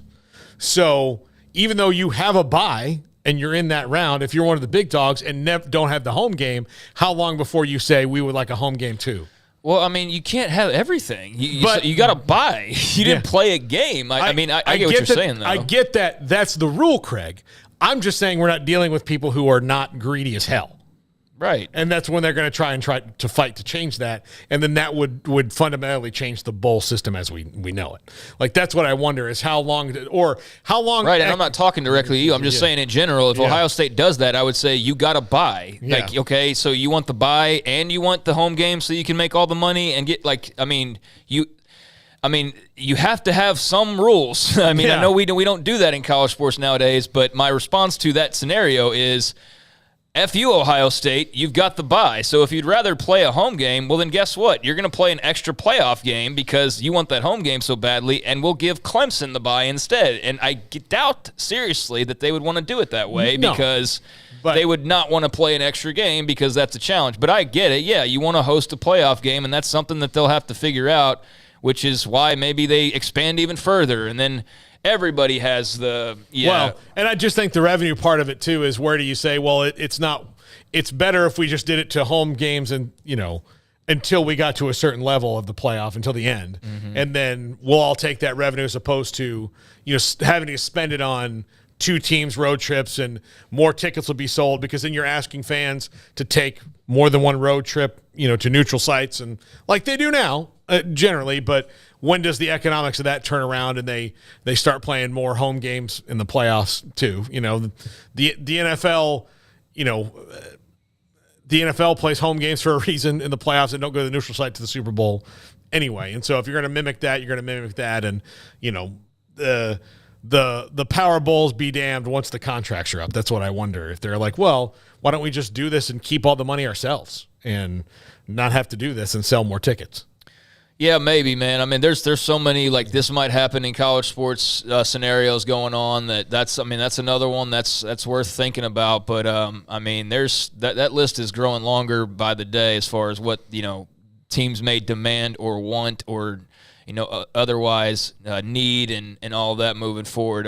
We still have a couple years before there's even this expanded playoff to begin with, so I think you kind of need to go through it a time or two to really have an idea. That's a bit too far out to really have a great grasp of, what Ohio State might be thinking in that scenario, because more often than not, they're probably going to have a bye too. But, yeah, in that situation, I'm sure there will be some of that, hey, we'd like that, but, again, you gotta have some line somewhere so that, it's not Ohio State gets a bye and then they get to host their second-round game against a team that just played the week before, and then they get to – what other advantage do you need to get, your way? At some point, if you really keep going the direction of these halves, well, then ultimately, like, team 15 and 16 is going to be the Cleveland Browns, Mm-hmm. That's somebody's going to have to be the bottom dweller in the scenario ultimately. And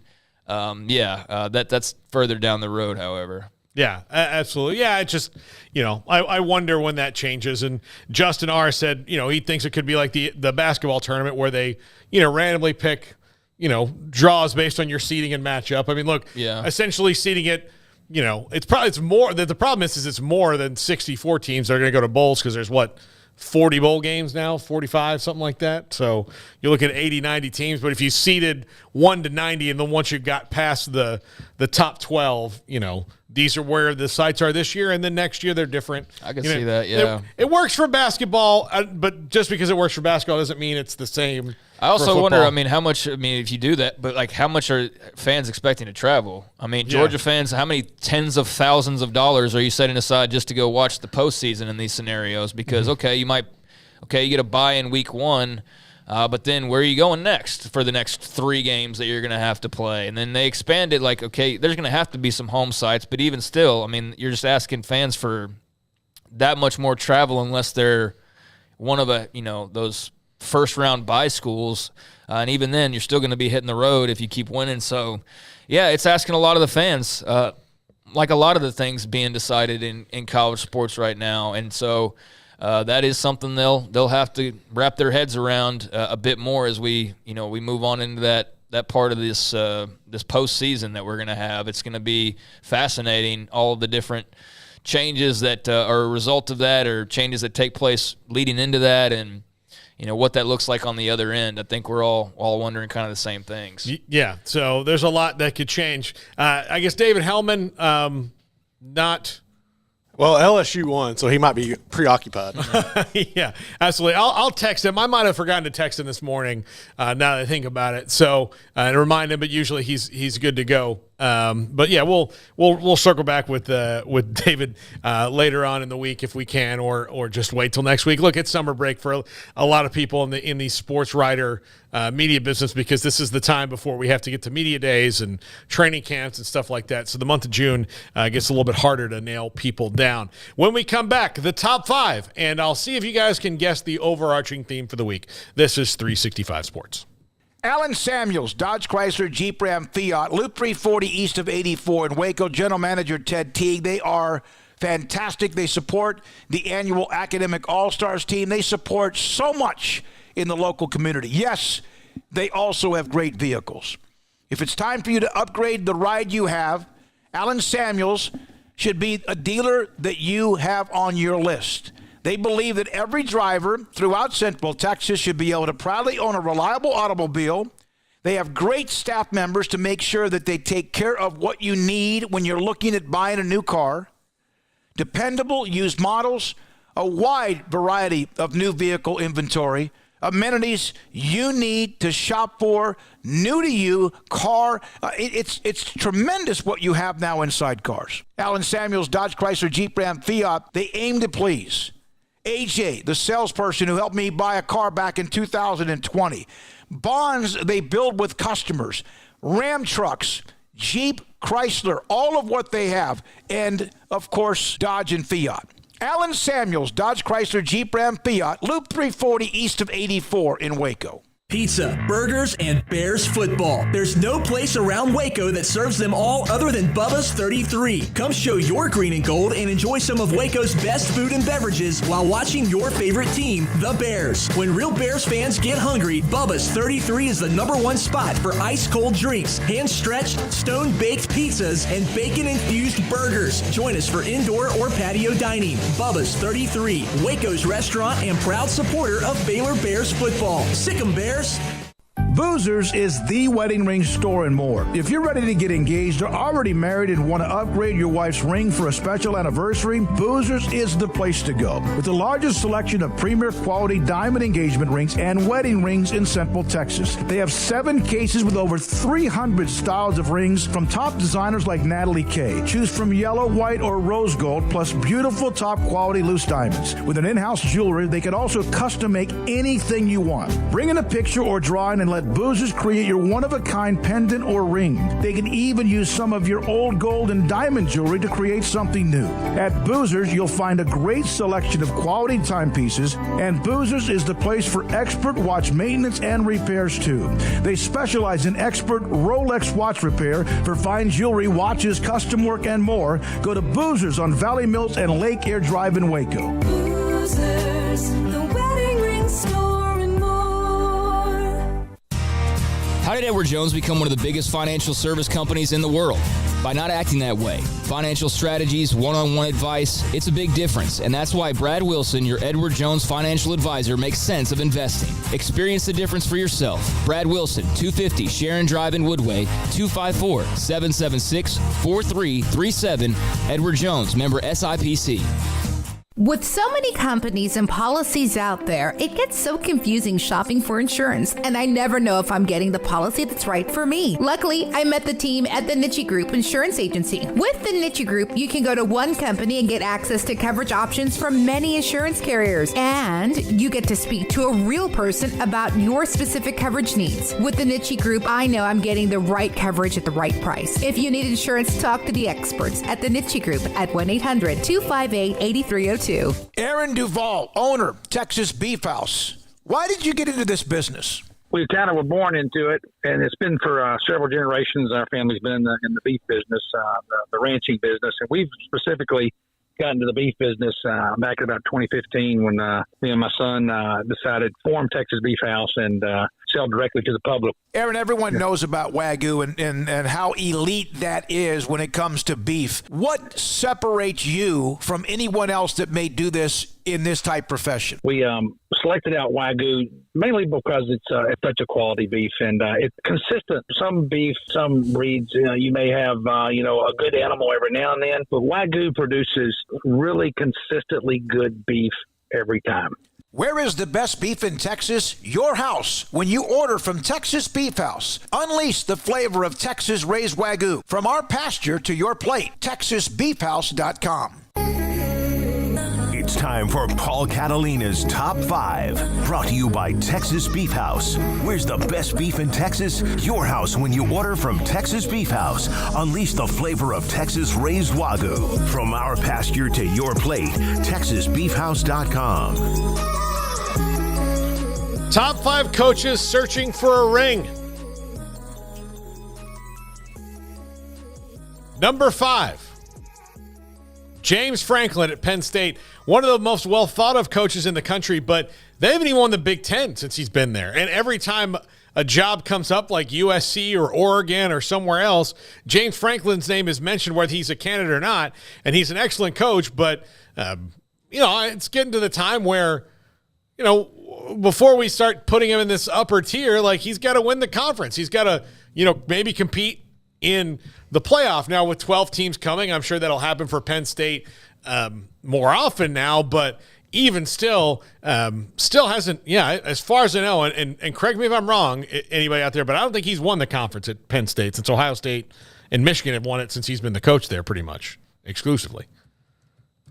Yeah, I don't think so. I mean, we can look it up. Yeah, see the list of Big Ten champions. But no, I think you're right. And obviously, a guy that is very well thought of. A lot of rumors swirling around him, as you mentioned, over the years. But he's stayed put in Happy Valley, and those schools went other directions. And I think USC in particular, that was a hot and heavy rumored place for him for a while. But Lincoln Riley makes a lot of sense for them, and that looks like it's going pretty well. But, yeah, certainly you'd love to jump up and go ahead.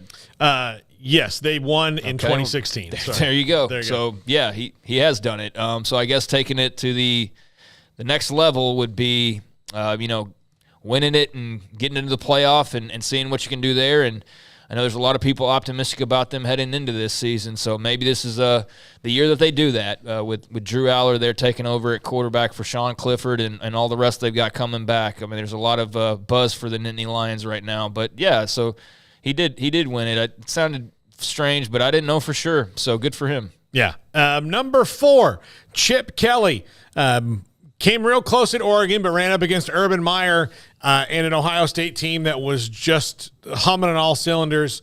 Zeke Elliott tore them up in that game. It was in Dallas. Actually, he wasn't even the coach then. That was the year after. So he had not even been that. But he'd won conference titles at Oregon.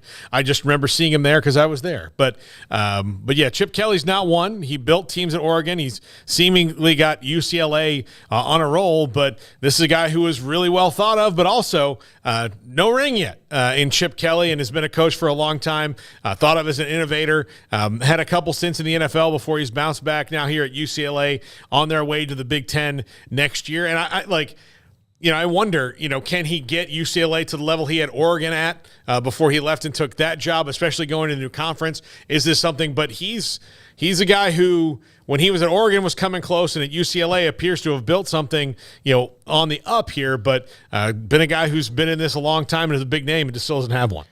So I'm assuming based on the number 5, they were talking national titles here? Yeah. Okay. Yeah, I mean, he's a guy who's knocked on that door, been wildly successful. I don't love his chances moving forward in the Big Ten, though. I mean, with UCLA. Had a great run last year. I think, he's a heck of a football coach, but that's going to be hard to come by. If he wins a national title as a Big Ten member with UCLA, that will be Hall of Fame, top line, headline stuff there. But I'm not holding my breath with all that. But I think that they're very intriguing, even more so than USC in so many ways about, what they're heading into from a football perspective. Yeah, Mark Herzlich was the coach at Oregon that year with Marcus Mariota. But I was there covering the game, and I was in the auxiliary. Helfrich, right? Yeah, Herzlich is the linebacker. Thank you. Helfrich was there, and so I was on the elevator going down to the media room, and we stopped on the floor that Chip Kelly was watching from the suite, and he and someone else got on, and they were just obviously disappointed that Oregon had lost the game. Sure. And was really, he was grumpy, and justifiably so. Number 3, Jim Harbaugh. This is a guy who, back-to-back conference titles, in the playoff a couple times, but Michigan fans desperately want to see him take that leap, and has not. Last year the TCU game was, I'm sure, wildly disappointing, and I think that they as a team, and especially as a fan base, thought oh, well, we're lucky we got the little upstart before we play Georgia, or I guess potentially Ohio State again. But yeah, this is a guy who, needs one, to maybe legitimize his run at Michigan, especially as much as he flirted with going back to the NFL. Yeah, that's why he's there. He's there to win Big Ten titles and hopefully national titles as well. It's been a little while since '97 for them. So, that's the validation that's missing at this point for him is the big one. And, certainly they've done it regularly enough in Columbus since the Wolverines got their last one that it's growing by the day, that urgency and that need to win one. But I don't know. I think he cooled off a lot of talk last year with what they did, even if it ended up, with a bad loss there at the end. And let's not act like TCU just came out and just kicked their ass and just left them in the dust and never looked back. that game ended up being wildly competitive, and it was just the story of TCU was eking out every single close game except for the Big 12 title game. It was the first and only time all year they didn't win a close game. The only time was that game. So, Michigan, I think probably left that one with their head spinning a little bit because that was not what was expected. But, they're a good program. They're strong right now. And, I don't know if they're so strong as to be the last team standing when all's said and done. But, yeah, that's definitely a missing piece on his resume. Number 2, Brian Kelly, all-time winningest coach at Notre Dame. Got them to the championship game against Alabama one year. And, it never got to the total mountaintop with him there before it appeared that both sides kind of were ready to move on from one another. And now he's taken the job at LSU, and he is, there's one goal there at LSU, and that's to win the national title. And to me, this is a team that wants to win national titles, a coach that appears to be capable of doing it, or at least getting his team there, and maybe the step taking him from over the hump was being at a place like LSU, Garrett, in that it's just a little bit easier to get your players into school at LSU than it is at Notre Dame. And I think that was one of the things he was running up against. And he wanted to make the jump to the SEC, had a really, really excellent first year and got his team, which nobody expected to be, in the SEC title game. But he's got one job, and that's to win a national title. No doubt he does. I mean, when you look at – that's the crazy thing when you look at all these coaches is LSU's the only program where every coach ahead of him has a national championship. So, like, the bar is set there. And then when you look across the athletic department as well, it's not just – the standard's different because you have a women's basketball team that's won a natty. The baseball team's still going. It's different than what he was dealing with at Notre Dame. I just hope he can do it for my sake, but we'll see. Yeah, well, I mean, I think that he is Ed Orgeron won that title because he was part of recruiting a bunch of really good players, and then they got Joe Burrow out of the transfer portal. But the reason he's not there anymore is he was not an organizer, and the program was pretty disorganized. Brian Kelly is really good at all that, like, off the field, behind the scenes type administrative stuff that builds modern programs into consistent winners, because that's what he did at Notre Dame and reinvented himself after he had kind of hit a wall. So for all the personality people may not like about Brian Kelly, I mean, the proof's in the pudding, and the only thing he has left to do is win that title. So yeah, I think y'all said pretty much it all. But yeah, that's something that's missing, and he did a great job in year one in Baton Rouge. Let's see what he does in round two. But I think it's only upward trajectory from here. I mean, the record might not be as solid every single year. There'll be little dips and valleys, but I mean, no reason to believe he can't go win the big one at LSU. I see no reason why not. Yeah, absolutely. And number one, Lincoln Riley. I mean, how many Heisman Trophy winners can you have and not win the thing? Not that everybody who has the Heisman Trophy winner wins it, but usually guys who have multiple ones have. And if they can ever get it figured out on defense, I mean, honestly, if he can ever get it figured out on defense, he might win 6 of them. He's an excellent, excellent coach, but so far hasn't got it figured out in defense, and that's what's undone them at Oklahoma. It's what undid them at the end of last year.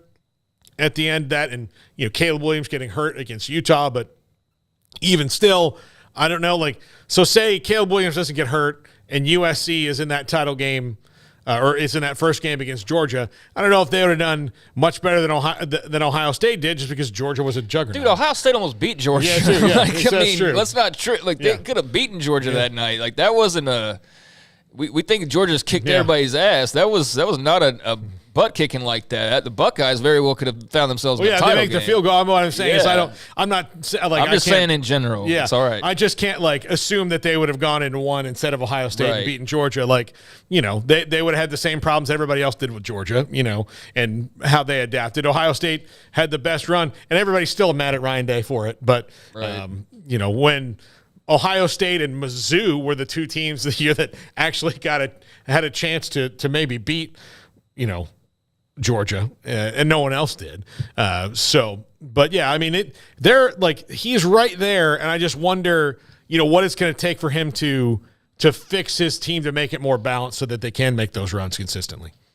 Yeah, I mean, that's what I guess everybody's wondering about him at this point. But start with winning a playoff game. That would be a start, because he hasn't done that yet either, much less win a national title. But, I mean, they're set up really well.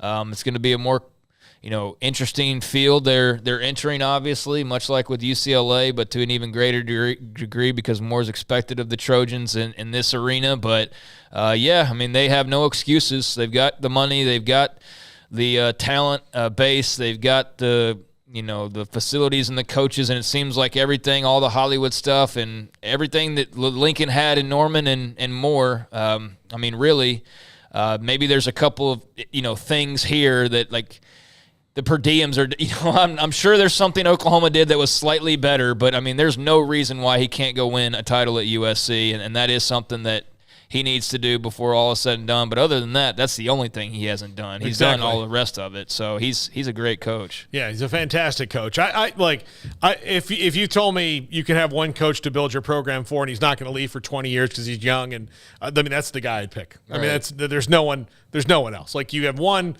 it's Lincoln Riley. Because I think he'll eventually get it figured out. I do too. But dude's very young still. 41 years old or look something at him like that. next to Chip and Brian Kelly, for God's sakes. I mean, look at that. He's of a different era. So, yeah, he's got a little bit of time, and he's in a great spot, and they're just really getting started. He only had 1 year under his belt and already brought a Heisman Trophy winner to L.A. So, yeah, they're going to be fun to watch this year for better or worse. Yeah, absolutely. By the way, Craig, updating a story. Emery, thanks for sending this over. Oh, the Pac-12 is disbanding? No.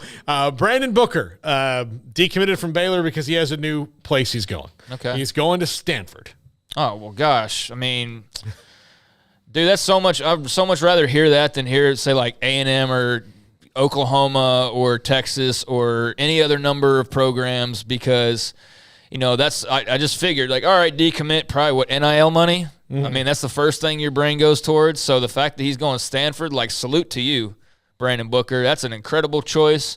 Any Baylor fan who gets mad at that choice is a fool, because if there's one place you go like, yep, that makes sense, that would be the place that you would just go, all right, I get it.